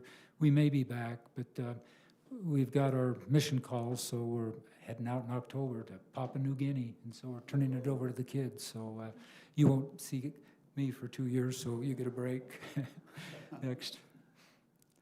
But that kind of, when you go to Europe, people gather and they mingle and they associate, and it's not State Street, but it's that quiet sort of ambience we're hoping to foster. Next. We're hoping, as one of the things of the master plan, we have and provide in Lindon food, dining, beverages, stores, retail, commercial goods, and so one of the proposals is that we turn the Wigington Barn into a ice cream sandwich where we can sell our grape juice, where you can come with your kids and grandkids and see the farm and the sheep and enjoy the ambience. A little bit of country, even though it's in a busy metropolitan area. Next. So in summary, we've got the farm. We think and appreciate very much your efforts. If it hadn't been for you, we would have never done that. We've had other city administrators come and they say, how could you do that? And you could never do that here. With our building people, Phil Brown and Gary, Adam, and Mike, they've just been wonderful to help us preserve this. And the city council's been absolutely more. So that's a little bit of, again, where we're at, where we've been, and where we go. Thanks, Mike. You don't need to go there. You can kill it. Oh.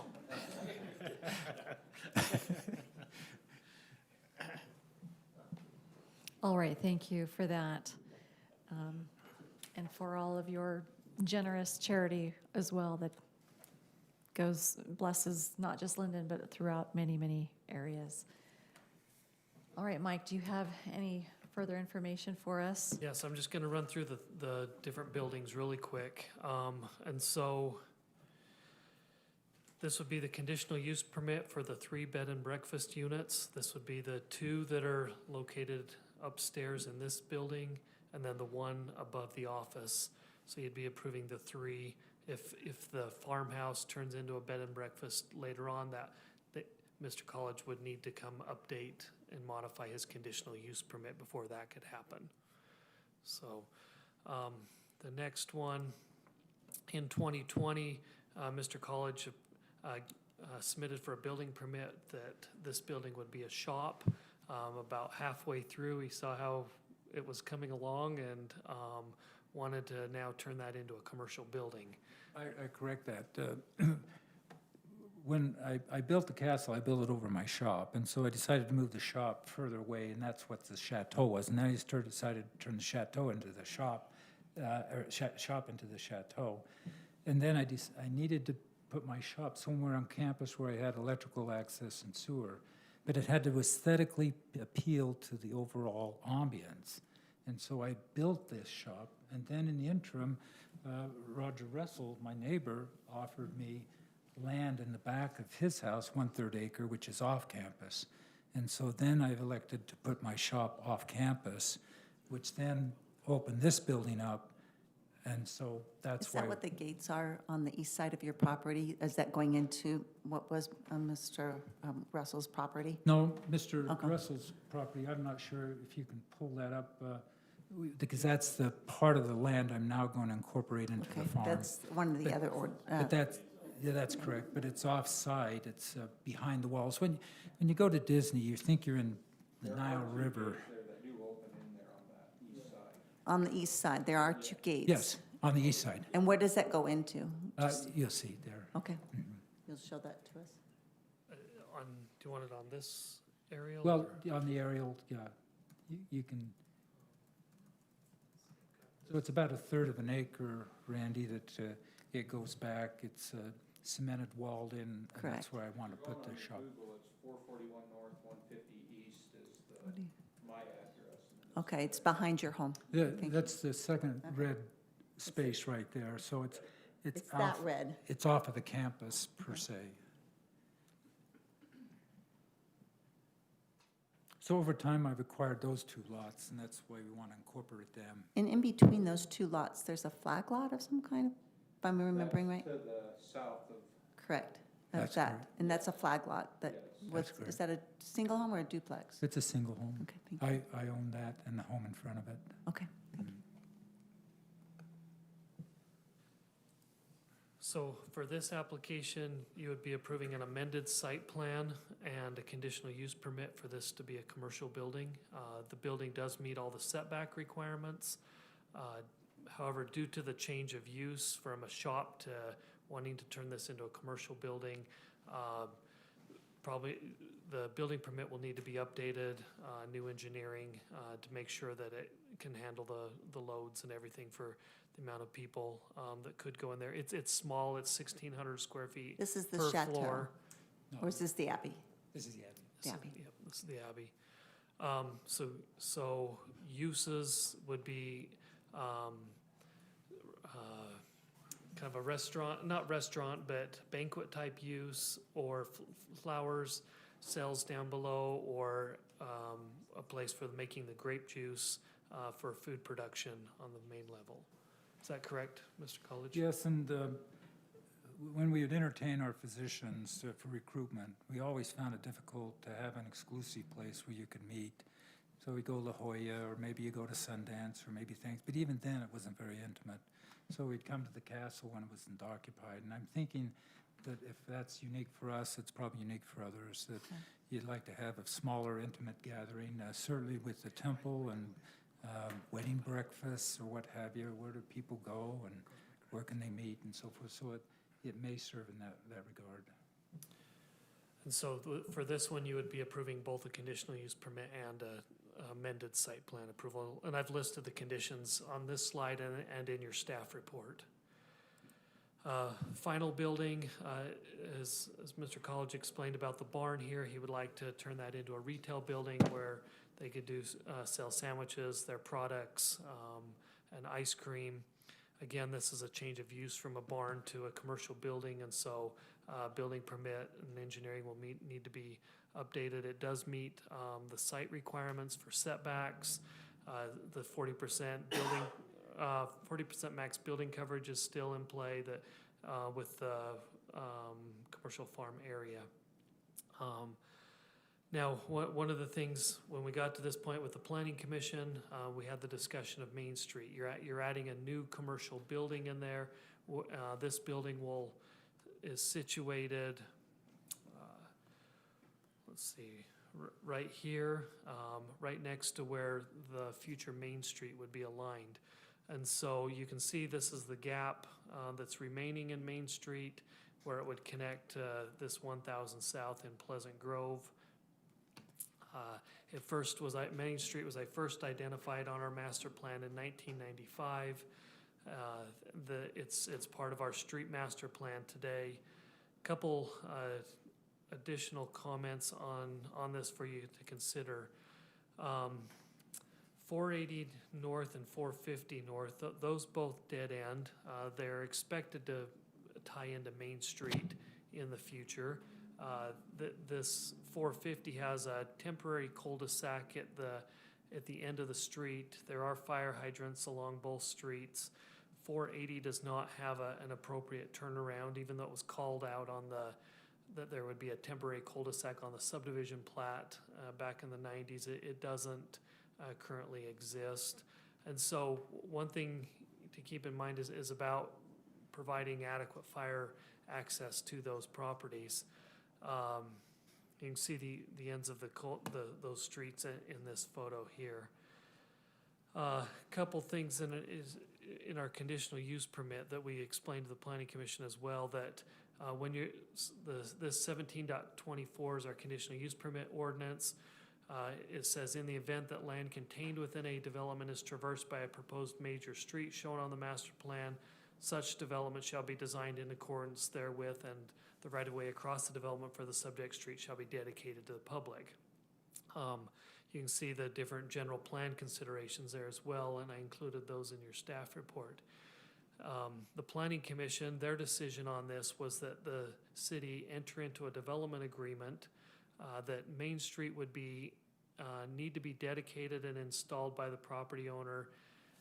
That would be triggered by an abandonment of the commercial farm zone, or essentially a rezone of the property back to residential. Now, I don't know how the city council feels about that direction that the Planning Commission gave. We prepared a development agreement in your packet that's also been reviewed by Mr. College.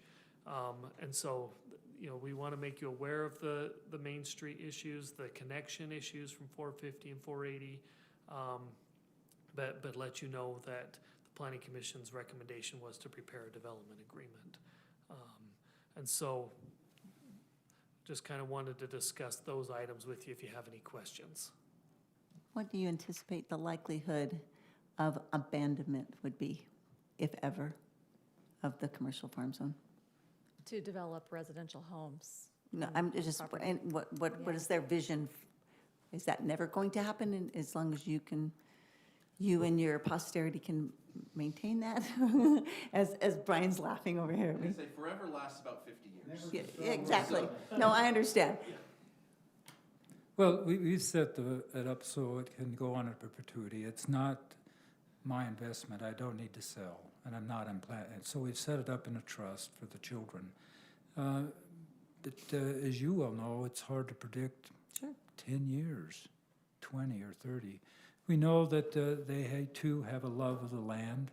I know that if you just had 4 events a week, that's 4 times 6, that's 24 hours out of a 168-hour week. And I know last year we generated about 11,000 on our farm produce. And so the economics may be such that with the taxes and so forth, and labor, it's extremely labor intensive. Yes. That it may have to be developed. We're hoping not. I've been able to augment it with my personal income. It's been a significant investment. Sure. But we're hoping that as we say in chemistry, the energy of activation now will help it inertia continue. That's our vision, Randy. That's as far as I can tell you. And that's all I would anticipate you being able to tell me, but thank you for sharing what your commitment is for this particular piece of property. You had talked about fire hydrants, Mike. How with stormwater does this impact not using Main Street? I believe at least on 450, there's curb and gutter on both sides. At the end of the cul-de-sacs there, on one side, at least on 450, there's not curb and gutter. You can see from that lower picture there. I haven't heard any complaints, but. So this isn't detrimental to our stormwater plan? I don't think so, but. This week was a good test. As far as runoff from the streets? Or Well, from we the use side? curb and gutter a lot in the stormwater. Yeah, conveys. And I suspect most everything on Wadley Farm stays on Wadley Farms, any water. So it was just a thought if that had been reviewed. So Alan, I don't know exactly at the north end, at the temporary cul-de-sac that you put in, there's a little ditch or something that you've channeled water to. Maybe you can explain where that goes. Yes, on the north end, for that little bit of water that comes down, I put an 18-inch pipe, and I piped it about 200 feet into the property to where then it can percolate into the ground. Are you And we- talking about the north end of Main Street? Yes. Okay, before it hits Right, and- 600 North? Yeah. And you know, this week was a good test because we had the deluge just real quickly, and I was impressed because that 18-inch pipe, it was still only had about 6 inches of water in it, and I watched it as it went on the farm, and it puddled a bit then, but it percolated nicely within about 6 hours, recharging our aquifer. All right, Oh, when it council. stays on the property, that's good. Council, we have these separated into 4 different agenda items, 10, 11, 12, and 13. So I would suggest that we just go one by one here. And Mayor, And there's a lot I to apologize, unpack. the last item is for the zone changes. That probably does need a public hearing. All right, so It's listed. so shall we just go through 10, 11, 12 then at this time? All right, very good. Is that what you said? Can I ask a question real quick of Mr. Wadley? And this might be college, sorry. Didn't- As much water as college. You know what I meant. And you would think it's late, but it's not. It used to be, we started this time, right, Jim? About this time. Could you speak to the fact, and I'm asking this very broadly, not just for myself, why the potential for the horse before the cart in some of these instances? I know that as a visionary that you get, things evolve, things change. Is there been a horse before the cart in any of these 3 next items that we're about to look at? Like, we're now looking at changing it from this use to that use and things like that. Explain, you did a little bit of that, but could you do a little bit more of explaining to us as a council and to the public why there's been a change of heart on some of these issues and why we're needing to come as a city and amend it? And then I have an additional addendum for Michael on this. Well, I think as our attorney friend Brian Hawes would tell you, this is a process of discovery. Sure. There is no master plan. I mean, you're used to We are. people coming in with a box being put on State Street, and this is where it's at, and they have the professionals all putting it together. And unfortunately, this has been an amateur work with whoever else I could suck into my vortex, so like Jim Dane or whoever. So I can only address the fact that past performance usually is best predictive of future. And where we have gone, I've been all over the nation, and I look everywhere to see who has done what we have done here. And when I say we, I'm not talking colleges. I'm talking about the city council and Adam and Mike, because this has all been a conciliatory effort. I haven't found it. It all defaults because of economy back to residential. We all talk about preservation of open space or agrarian roots or agricultural production, but it cannot be done. Literally, it can't be done unless you're Alan Ashton, and even then you have to set aside a large amount for commercial real estate. So a long answer to your short question is, it's been a process of discovery, a labor of love, and we think it has merit to not only for those who come to Lindon, because I stipulated about 60,000 people come who have never been to Lindon. I was on a plane flying to California, and the guy sitting next to me, from out of state, and he'd been to the Lindon farm. And it's interesting that I think as the inertia grows, that it'll become more of a destination. And we're seeing that more where people will come, want to stay here, they want to experience, they want to pick the apples, they want to be part of the grape harvest. And that's what we're anticipating softly. But if you were to have asked me that question 12 years ago, you would have seen my eyes with kind of fog. I remember those meetings. I sat out in the audience for those as well at that time, so. And Jim has a All right. question. Could I just make a quick comment? I think it's appropriate here, if I may. Okay, sure. I'm Alan's architect. And so Alan doesn't come to me and say, hey, Jim, I'm going to try and slip this through the cracks and pull the wool over the city's eyes. No, we're not.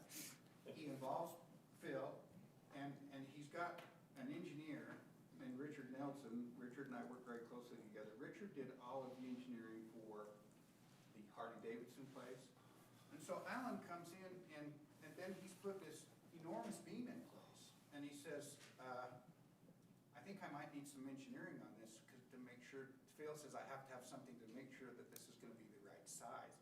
It's never a deceitful, I'm going to try and slip this through the net. It comes at great expense for Alan. Now, he's come back and said, hey, Jim, you know the shop we did? It's sort of evolved. It's going to be, we're going to have to do some considerable work. We're going to have to put in second exits, do other kinds of things. Alan's never said, let's just try and sneak it through. He's just sort of said, my passion got ahead of me. I'm out here in front of it. I love what I do. Now let's make it right. So I hope everybody gets that sense with Alan. He's never, ever tried to just give something to the city and push it through and just say, let's pull the wool over their eyes. It's evolved. He's had to do some, it's going to be painful to put that second exit on that building. Yeah, Alan and I have talked about it. It's expensive. We have to do it, Jim. He just told me, I was going to ask you. Well, I think that's what I was alluding to earlier was in fact, what we're doing is we're approving something that's already been done. I don't think in any way, shape, or form it was malicious. I would never believe that. I am a little surprised that you got as far as you did in the process before it became an issue, but it is what it is, and it's not like what you've done is destructive or harmful to the city. In fact, it's going to be a plus. But just for the record. Just for the record, shame on you. I wanted everybody to know that. As a matter of record, I guess I wanted to create some transparency here so that everybody understood that, what it was already understood, but to put the label transparency on the front end of that. So that's, I guess, my intent of asking that question. Then my last question from Michael is then kind of going off what Mr. Vancheri just said, Councilmember Vancheri, is any of this or all of this or a portion of this just to make sure things are done right? And again, this is in an effort for transparency. Yeah, I mean, there's it's kind of a combination. There's things to make sure that are now brought into compliance, but there's also new ideas like the red barn and things. So it's kind of a combination. There's some conditions that were approved with the castle that, like some landscaping that were supposed to go on the east side of the castle that Mr. College is now putting in, and so we're just crossing our T's and dotting our I's on everything and making sure it meets our city ordinances. Thank you. All right, very good. Well, I'd like to direct council to page 48 in your packet. This is where we have the motions for these various items. And I'm ready to go if you're ready. we do have one council member that stepped out, and I've noticed a few people have stepped out to use the restroom. I might suggest maybe just a 3-minute recess so everyone could get a drink, use the restroom. We've been going at it for a couple hours, and then maybe unpack and tackle these. So we'll take a quick 3-minute recess, just very briefly, if that's all right. Thank you, council, for indulging me.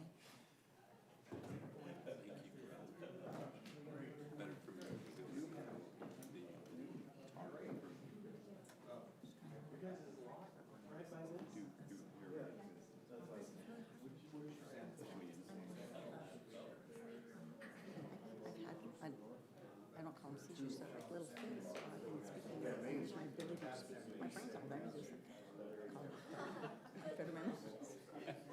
I think you're now like my sixth person I have said that to. I'm perceiving that everybody here is No.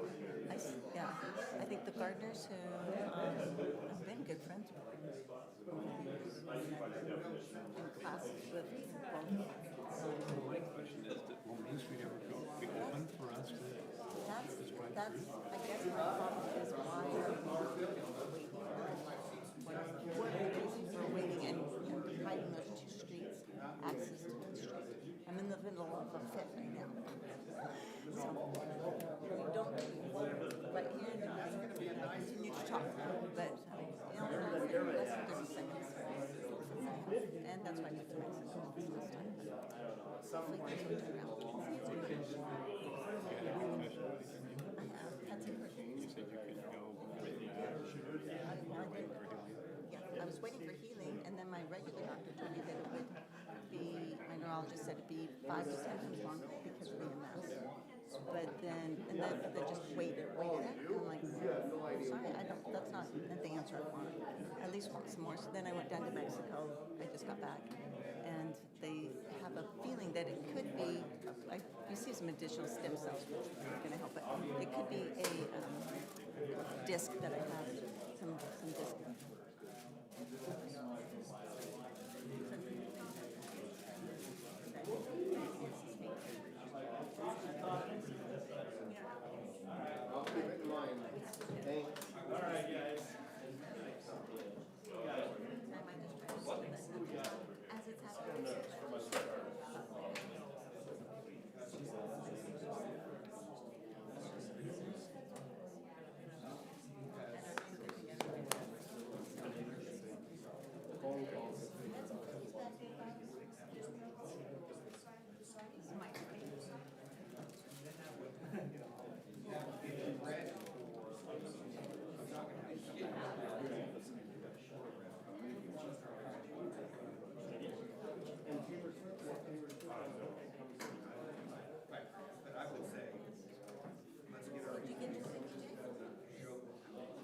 Good. I'm gonna hold off on the cookies today.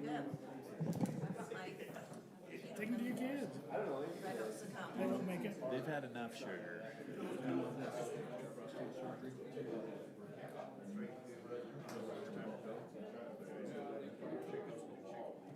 I like it.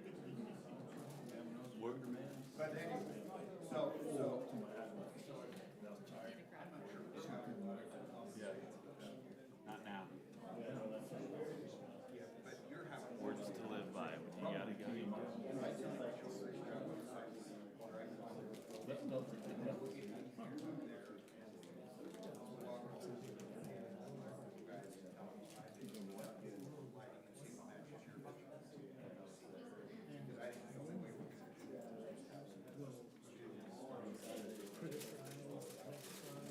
But they're in secret.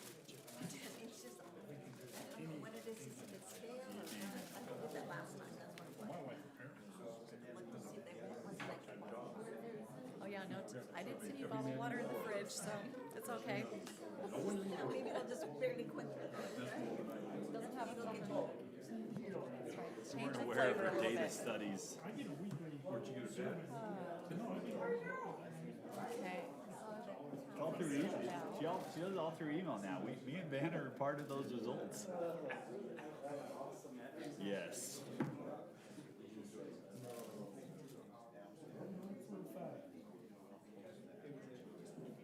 Oh, man. All right. Our recorder stepped out for a moment, but the meeting is recorded. So we'll kind of get everyone situated again. Thank you.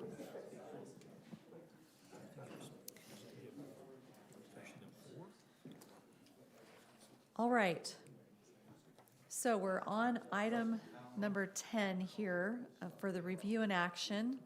So we have here on page 48 of your packet, the motions for 10 and 11 and 12 here. We're going to look and go through and maybe have a little further discussion. If someone's ready for a motion, I'm please feel ready. free to do so. I move to recommend approval of the applicant's request for a conditional use permit for a bed and breakfast retreat located at 35 East 400 North with the conditions that are listed as items 1, 2, 3, 4. All right, we have a motion by Councilmember Broderick. Do we have a second? I'll second.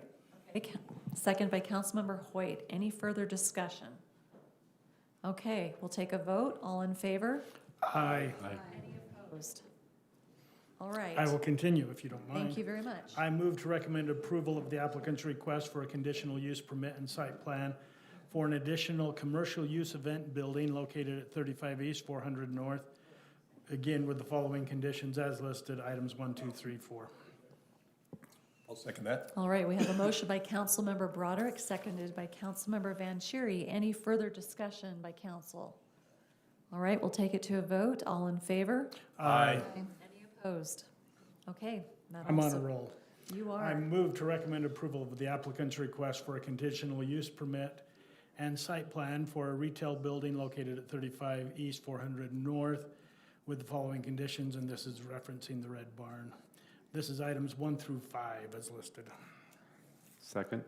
All right, we have a motion by Councilmember Broderick, seconded by Councilmember Magalby. Any further discussion? I'm sorry, I do have it a little bit, just in the fact of when will, just my concern of Main Street coming into play perhaps sooner than what these are my feelings, sooner than the abandonment issue of the commercial farm zone, just for the safety and well-being of those two streets that run perpendicular to Main Street. Those are my concerns on that. So it doesn't mean I will vote against this, but I do have concerns about that. All right. Maybe Brian could help. In that agreement that you sent me, the city always has the option to exercise their eminent domain. You can do it anytime. We just don't do eminent domain very often. They could, but I Yes. just say it. Yeah. It's not all. Right. The burden's on the colleges to put it in when they develop. Correct. The city can do it whenever they. Yes, thank you very much. Just stating my Right. concern for that. This is for this item in particular. But I'm so excited about the Red Barn, can I just say? I've been waiting for a place to go for ice cream since this commercial farm zone went in 11. So Okay. my husband and I will be there.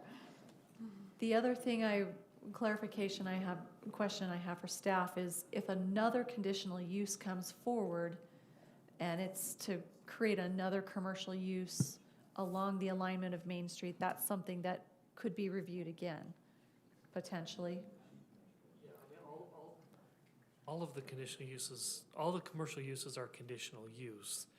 However, you are limiting yourself with the development agreement that you couldn't require Main Street unless it's abandoned, is that right? Yeah, I mean, we could, Alan has to be, has to have that 40%. And when we were looking at it, he's down to about 45% of the area right now is an agricultural use. So if he brings in another commercial use, it's gonna be kind of limited in the space. He's only got about 5% left that he can take away from agricultural and still meet our ordinance. So he could bring a conditional use permit application in, and it would not, and we could not require Main Street to go in. But if he tried to bring in something that was bigger than that would really impact traffic more than that, then it would probably require a zone change. But we could easily, if Alan's good with it, we could put a provision in there that says specifically, if a new commercial development, if he wants to change things around, comes in and has a significant impact on traffic, the parties will agree to review the dedication of Main Street. Yeah, I think I'm more comfortable with the 40%. Like you say, I'm right there at the threshold. And if we develop anything more, I can see that then that would trigger that discussion. But right now, the agreement that you forward to me, seems very acceptable and equally protected. So if there is a new commercial application, we wouldn't, that fit within the zone, we would not be able to require Main Street to go in based on that new application. The way the agreement is currently written, if you're concerned about that, then I would direct us to rewrite it. You're approving it tonight. Are we approving it in this line item? So then we would need to make a sixth. But I'm not sure I would approve it. I think the 40% is protective for both entities. If I develop more and it encroaches on the 40%, I'm held to that liability. But I think the commercial farm zone has already been set up as a holding zone until such time as it reverts to residential, back to, then it triggers. But I think, I'm not sure what the future holds. And we've already gone down this road for the last 6 months of mandating Main Street on Wadley Farms. And I don't want to go there again if I'm within the bounds of what we've agreed to. I understand I that. think we are with what we agreed to 12 years ago. And what we now stipulated in the agreement, I think we're okay with. But then to put another clause that if you come back again, then you're going to have a moratorium, I think that's discriminatory and unfair. You know, we wouldn't be asking, it would have to have provisions in there. I agree with you, Alan. It would have to be that if it's such an application that has such a significant impact on traffic that you would have to redesign and things like that. That's what I'm talking about.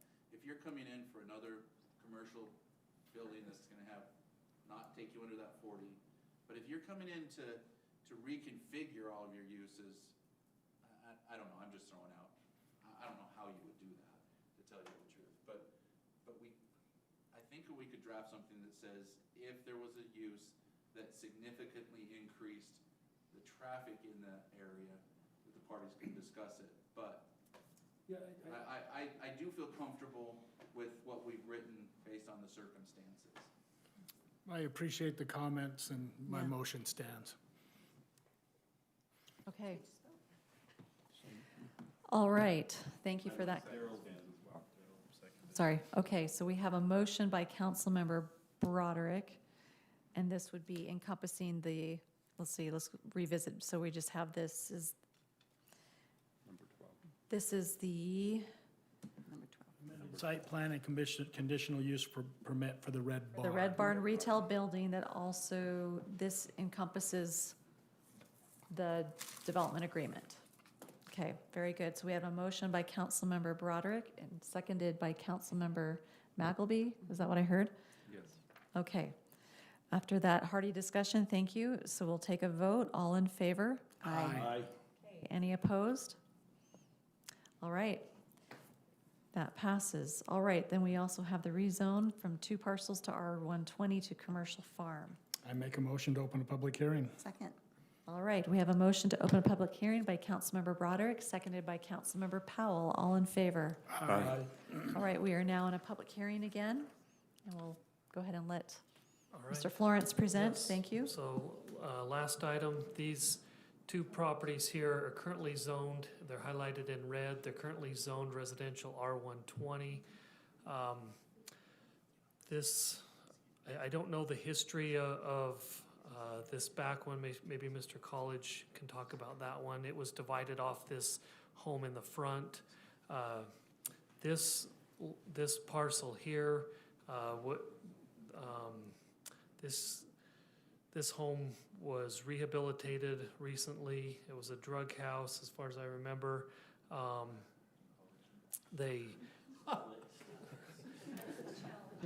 it had some challenges, yes. It's yeah. So It still has a few challenges, actually.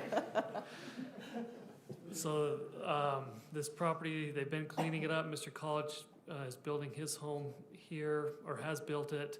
This property ended up being divided and is currently, has just been planted as a vineyard to expand the vineyard. And so the request is to have these 2 properties rezoned into the commercial farm zone. They're landlocked parcels. They don't meet any of our frontage or area requirements.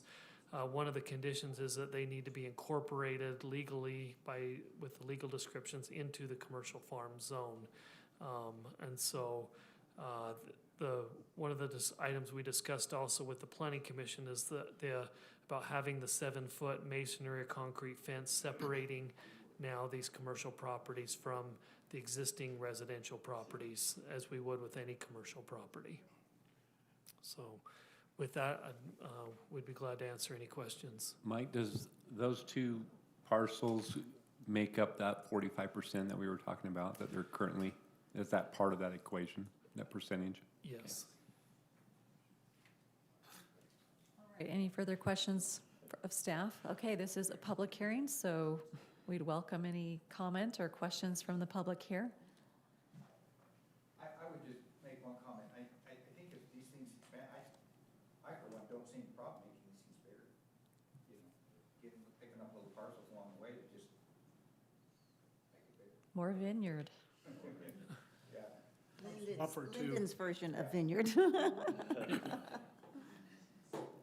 And I just want to make sure these were taken off of other residential properties, and so, they weren't just little segments picked up, but just to make sure we're clear on that. Okay. So, I'll wait till we close. All right. I'll make a motion to Okay. close the public hearing if we're ready. Thank you, Mike. Okay, we have a motion to close the public hearing by Councilmember Vanchery, seconded by Councilmember Powell. All in favor? Aye. Okay, bring it back to you, council, then, for discussion. My question is regarding the, I guess maybe the lack of a better term, I hate using this, nuisance of maybe what would be considered the maintenance area and how that impacts the existing residential area along 150 East. And could you speak to that? And I know that we have remedies for how that works, but this is a unique situation where it's not like a neighbor to a neighbor situation. This is a zone versus a residential neighborhood, and how we as a city deal with that. Yeah, I mean, our ordinance requires the 7-foot wall around there. Now, the, Noise and dust, anything like that, and how we deal with that as a city. yeah, I mean, we would receive a complaint from the neighbors. If there were issues, we would determine if there's a nuisance and give a nuisance violation, notice on that, and come up to remedy those. Now, that is a construction yard, and that's kind of unique to this property. You don't see that at Walker Farms, but I know that this is an active construction site as well with some of these. Maybe Mr. College can talk about the future of this parcel. I believe he does want to do his Hopeful shop there. It's maybe 3rd time's the charm, but I believe that's his.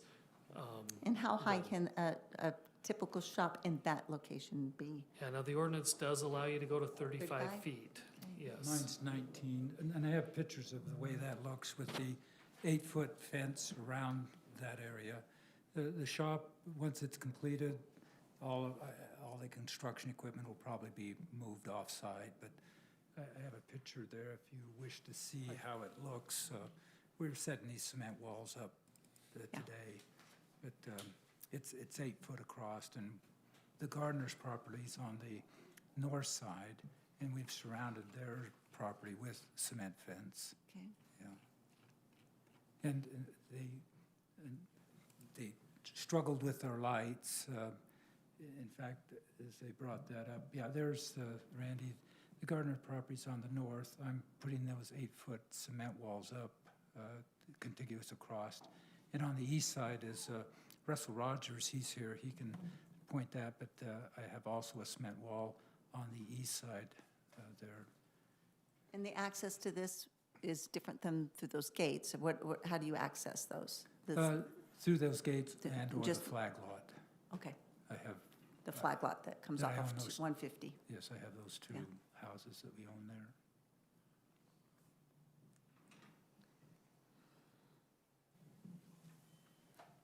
All right, any further questions? I'll stay on a roll. I move to recommend approval of ordinance 2023-6-0 to amend the Lindon City zoning map from single-family residential, R120, to commercial farm, CF, for parcel numbers 14-071-0359 and 14-071-0345, with the 3 conditions listed. All right, we have a motion by Councilmember Broderick. Do we have a second? I'll second that. Okay, we have a second by Councilmember Vanchery. Any further discussion regarding the exhibits or Yes, I guess I do recommendations? have, so All right. sorry, folks. One concern is that if you're accessing off the flag lot, that means that you're using residential roads to then come around the corner and access your farm zone? Is that correct? Well, currently I'm doing it because I'm moving the dirt, the excavation, but long-term it won't be. Long-term, it'll be all interior? Right. Okay, I'm just curious on that. We anticipate that that'll be. All right, we have a motion and a second. We'll bring it to a vote. All in favor? Aye. Any opposed? Okay, it passes. All right, that brings us to, all right, that brings us to item number 14. I guess we're, Yeah. well, no, we're on item That was correct. 14, so we're through. Yeah, My goodness, I was thinking we had one more. we All did you right. all. And on my time on the council, I've never had one individual have this many individual items on our agenda, so sorry we kept you so long. Appreciate your help, but I've often been told I'm a little unique and schizophrenic, so I appreciate your. I'm not going to Patience. attest to anything for that latter statement, but for the former statement, we all understand that you're unique, and that's what makes you special, so. Special, thank you. Got Chris to keep him grounded. Oh, and nobody grounds better than Chris. She's awesome. We appreciate very much and anticipate that this will go forth, that when you have your friends come in, that you'll bring them and your grandchildren, and it'll be a unique spot. I want to know when that red barn opens. Like I said, I've been waiting 12 years to come and do those kind of things. We're working on it. We got the engineering done, that was a feat, Good, to make that all those old connections work again. Thank you all. thank you. All right. Not that we don't like you, but you're probably gonna lose your. Well, we were just about to start the moderate income housing plan. You all wanted and to stay, rep- right? You know, this is exciting stuff if you want to stay. All right, thank you all. All right, we are now on item number 14. This is a discussion item, not an action item, regarding our moderate income housing plan that we submit to the state each year. Thanks to the good work of staff, Mike Florence and Mary Barnes, and they're in our planning department. They're always working on things so that we can have things reported according to required. And tonight, we're going to be looking at an impact fee reduction proposal. Well, thank you again, Mayor and council members. So this item is continuing our previous discussions on the 5 strategies that, housing strategies that we are required to comply with from the state of Utah. I've listed the 5 strategies that we adopted up there. Currently, we've met strategy 1 and 2. Back in March, she eliminated impact fees for detached accessory dwelling units. And so I wanted this evening to talk about strategy number 4. We'll talk about 3 and 4 later in the year. But for tonight, we'll talk about 3 and 5 later in the year. Tonight, I just want to talk about 4. The strategy to reduce, waive, or eliminate impact fees related to moderate income housing. And so these would be related to units that are just designated as moderate income housing in a development. And so, again, moderate income housing is 80% of the county area median income, which is right around, I think about, I wish I would have got that number. I think it was around 65,000, something like that, if I remember right. And so I talked to the Community Development Department at the Department of Workforce Services. They're the ones that we have to submit our report to this August 1st. And so I'll be working on that in the next month. Basically, up to this point, they've just had 2 cities that have implemented this strategy. That they expect a lot more, that we'll be giving them their implementation plan this August 1st. But one municipality has just done an across-the-board percentage cut of impact fees for moderate income housing. The second one, it was a little less clear to me, but what she put in her email was the second municipality is using development agreements with the local housing authority and reducing impact fees per unit. And so what I've listed for you what the typical impact fees are for that are called out in our consolidated fee schedule. You can see that what the amounts are for detached or lotted or platted units there. It's between 8,500 and 8,200. The only difference between those was if you're in for example, Anderson Farms development, you have a $309 road impact fee in that area that applies to I-15 and 700 North. And so you can see, for example, Avalon Apartments, for building one, their impact fees were a total of $140,000. And so I kind of wanted to discuss with you, when we have a development come in and they want to have, a certain number of units identified as moderate income housing, do we have a policy that it's, a certain percentage across the board on those impact fees? Or is there some other way that we come up with to reduce? I don't think that we should eliminate or waive impact fees.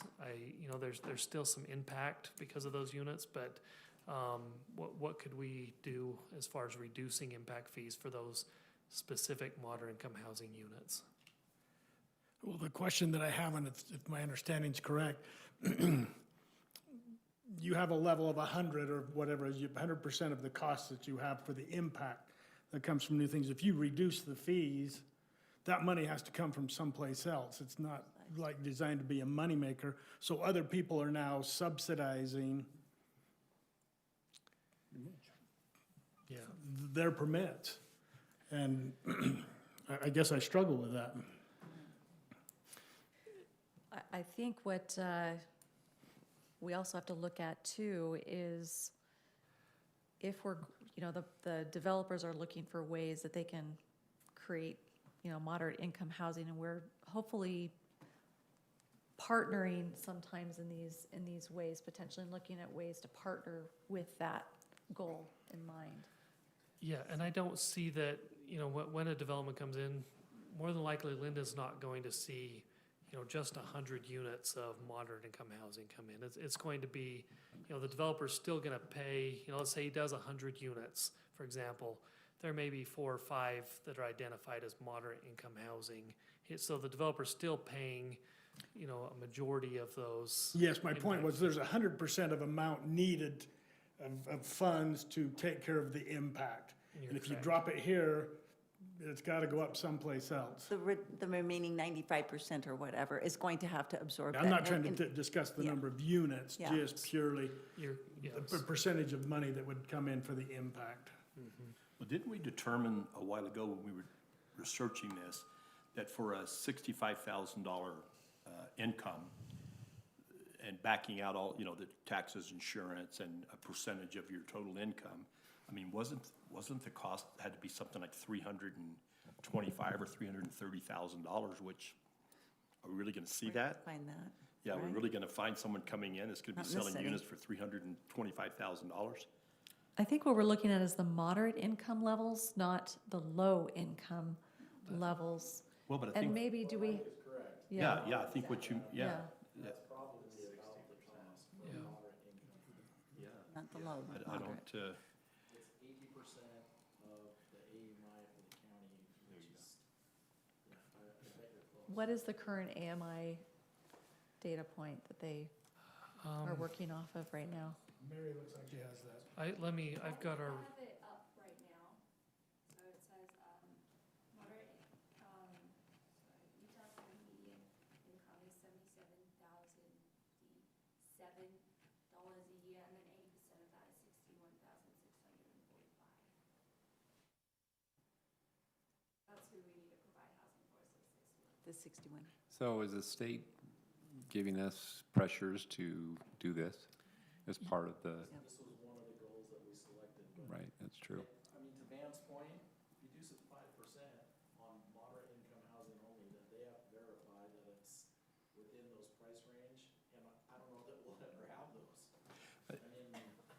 That's my question. Do all we have to do is put that, to memorialize that? If it doesn't happen, then Checking boxes.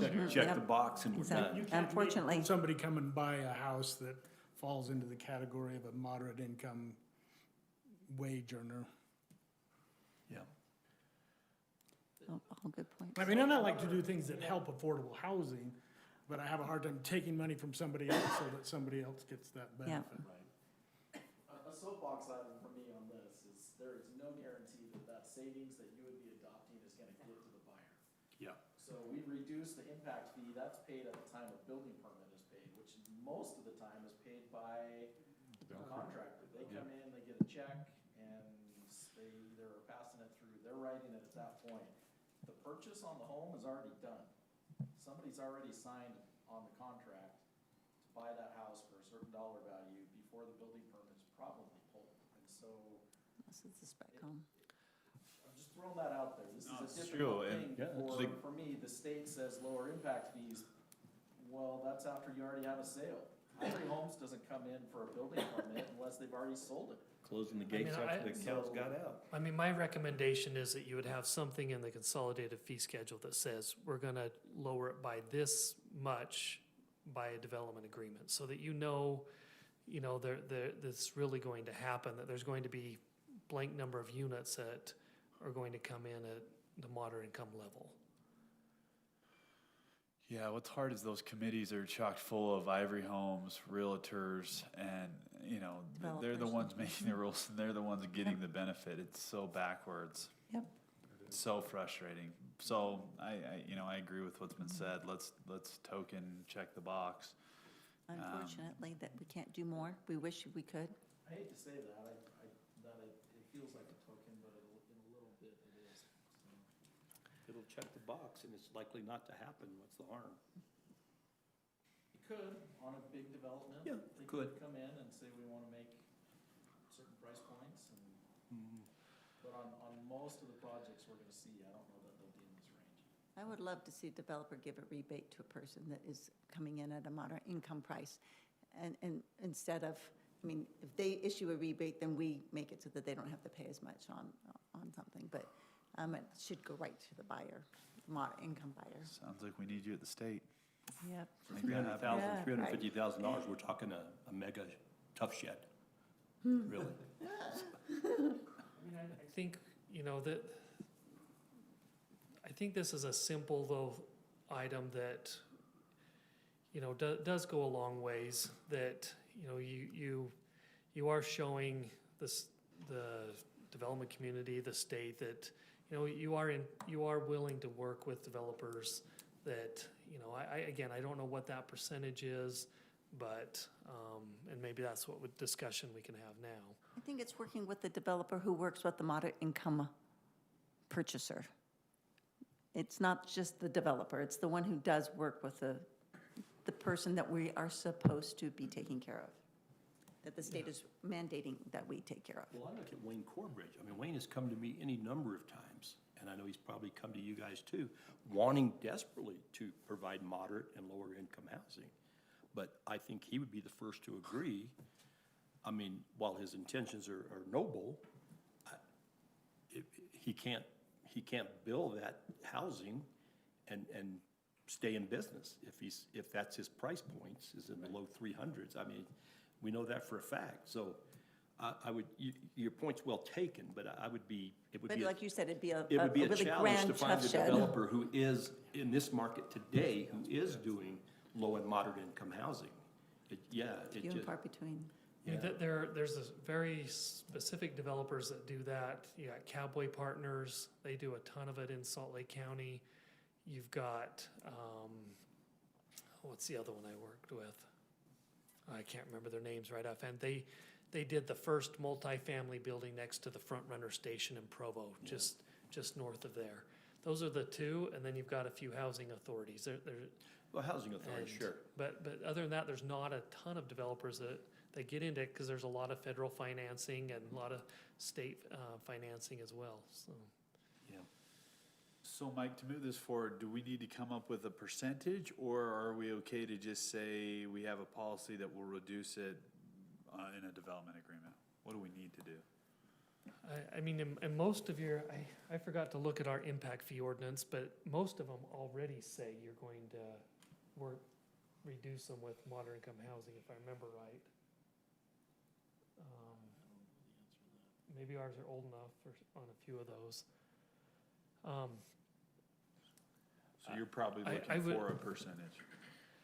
Yes, I personally, I'll let Adam talk, but I personally would think we need to show something in our report on August 1st that we've adopted a percentage.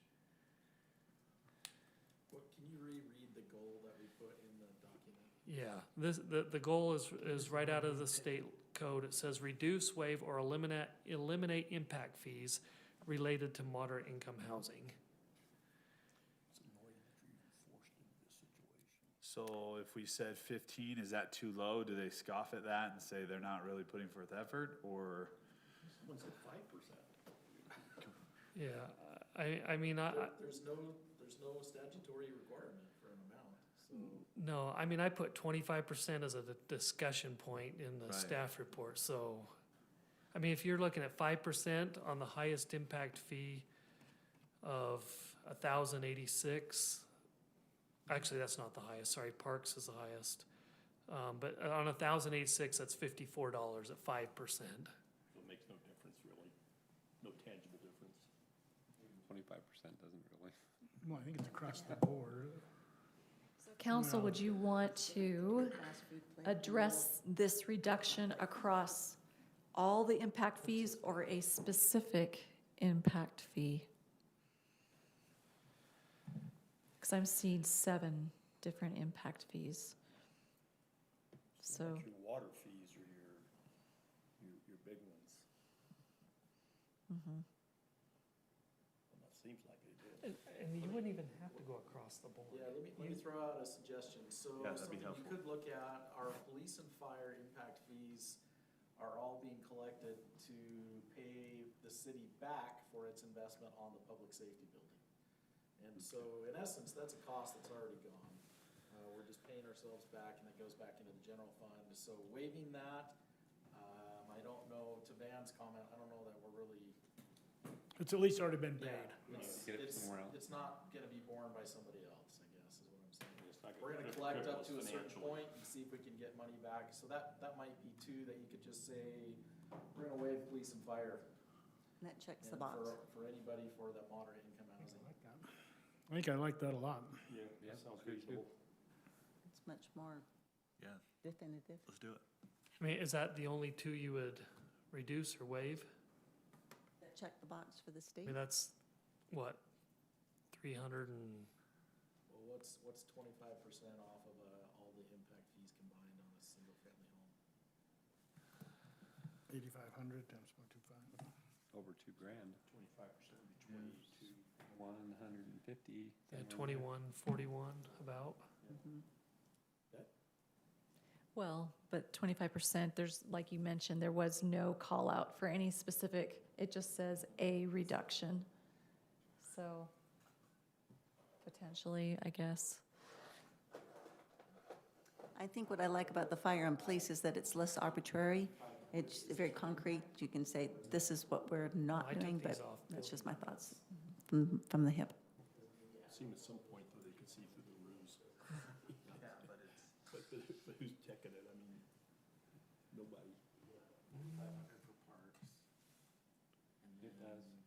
1,000 for sewer. Plus 4,500, plus 1,500, plus 162, plus does. 309, plus 1,086, On a 1-inch meter. plus 799. Yeah, How do they get, I guess, 8,300, huh? Well, Anderson might have that, road impact fee. yeah, that's why they're the 85.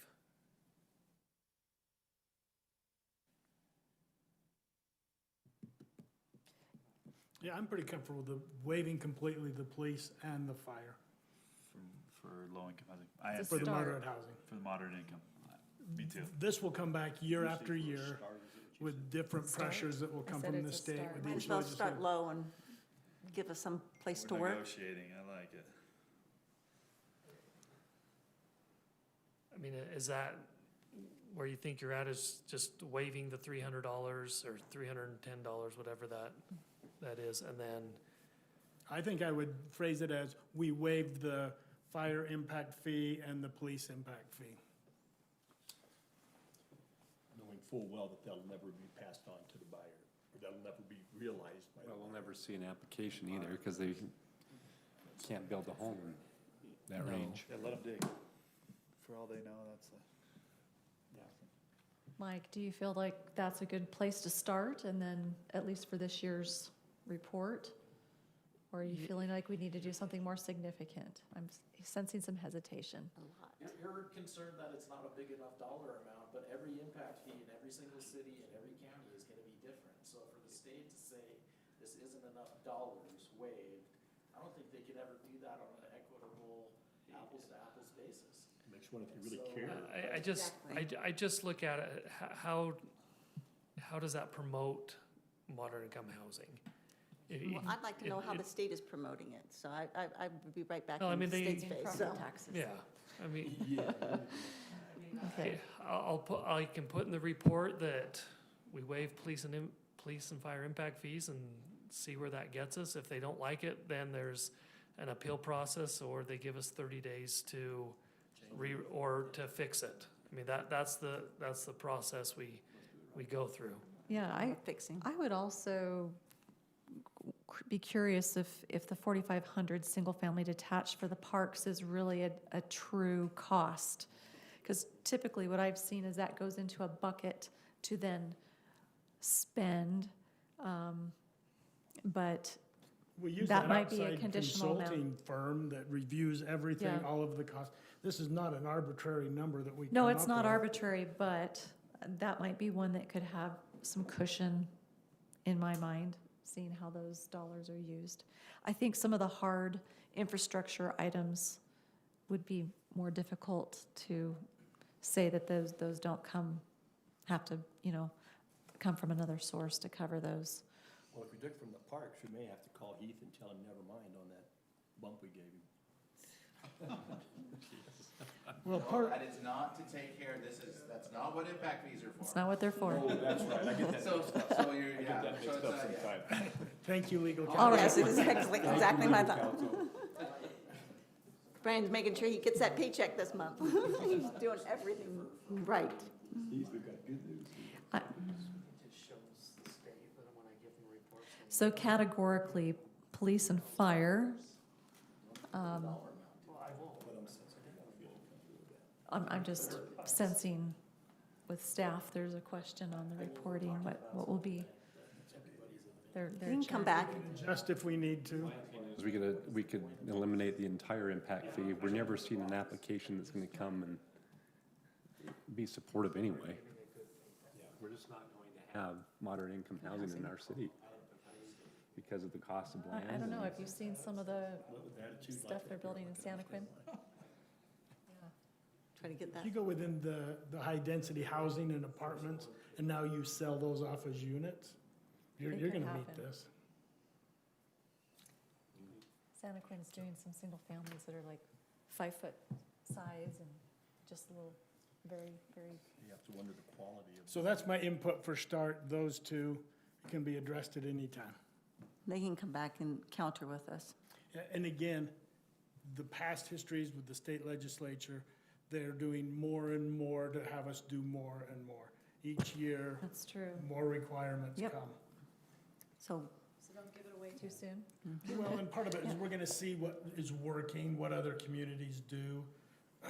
Right, and I Obviously, we think, want to do the things that really make an impact. but to Mike's point, I think the spirit of it is to cooperate in ways to help create opportunities for moderate income housing within our community, so, True, but I don't In a want the true neighbor gesture. paying for it. okay. And just looking at your impact fee Cooperate, or we take your roads. ordinance as well, you still can come back and negotiate those. For example, Oh, on the parks one, it says the city council may on a project-by-project basis authorize exceptions or adjustments to the impact fees due from development for those projects the city council determines to be of such benefit to the community as a whole, or to justify the exception or adjustment. Such projects may include facilities being funded by tax-supported agencies, affordable housing projects, or facilities of a temporary nature, so. And I recall with Anderson Farms, that master plan development agreement, there was something with the park impact fees and the sewer and the park and all that was, there was a unique agreement there to help. Didn't deal with the housing though, it was offsetting the cost of the park. Right, the park itself, yeah. Well, but I think we've So got we to had some have, flexibility. I don't know how we do it, we've got to tie the developers in some kind of way to have them agree if, you know, if we're gonna do some substantial fee waiving, at some point, they've got to agree To pass that, to pass that on. I mean, it's spitting in the breeze if all we're doing is. that's what it feels like if we don't make them accountable or I however, don't or know whatever how you're we trying to would. say. And that's part of the comment of the development agreement. And if you don't like this goal, we can update we can change it as we're updating our general plan. That's what the state's recommending. If you don't like a goal, then, you know, amend your general plan and let them know. Guess we're always looking what the options are. We've already done that. We do it every year, thanks to the state, so. Okay. All right, well, this was a discussion item. Do you have any further direction for staff to come back with? Thanks for the heavy lift Keep us that you guys. posted, Mike. I can tell you're uncomfortable with it, and We're sorry. if you sense some hesitancy from who you submit the report from, let us know. We've got your back. I think that this is, yeah, it's a great way It's for us- complex, it- yeah. it Put is it up the complex. flagpole, see if they It's a work salute. in progress, and we're trying to be cooperative and do things that are meaningful. We were, 75% of the cities in Utah County failed their moderate income housing plan last year. Failed. So we were one of the only, So we're you know, trying. slow or one of the only communities that really passed. There was so much frustration with community development directors in the county that had written these, and then most of them failed, and so. Well, that is a credit to you, doing a good job. Keep us on track. We Yep. also waived the ADU impact fees, and so. Yeah, we did. These are steps in the right direction. Yeah. Yep, we waived the fee on the additional utility charge and, yeah. Okay, all right. So that concludes item number 14. We'll move to our final item. This is a review and action regarding our Historic Preservation Commission appointments. In your packet here, there is one name that needs to be removed at this time for an individual that wasn't quite ready at this time to serve, and that is Sherry Atkinson. But Adam is going to go ahead and address this. Yeah, so the names that were submitted there, Sherry Atkinson, the mayor let us know that she wasn't quite ready. And then I just need some clarification on, so it was just Brett Brett. Swalberg, not Jen. Okay, she didn't. Well, there was not an invitation for her. I Oh. just assumed it was Brett that we were pursuing, and so that's who I Oh. communicated with. On the other couples, Dave and Jennifer and Chelsea and Brian, are those Yes, both being both. appointed? Okay, Mhm. so all of these names minus Jen and Sherry. Sharing. So that's 7 people then. What, remind me how many have we had in the past? Seven. The ordinance requires a minimum of 5. It's a good. They've had good- more good- couples, but not a large amount. This is great. Yeah, we're I'll on, make a we're on move here. point.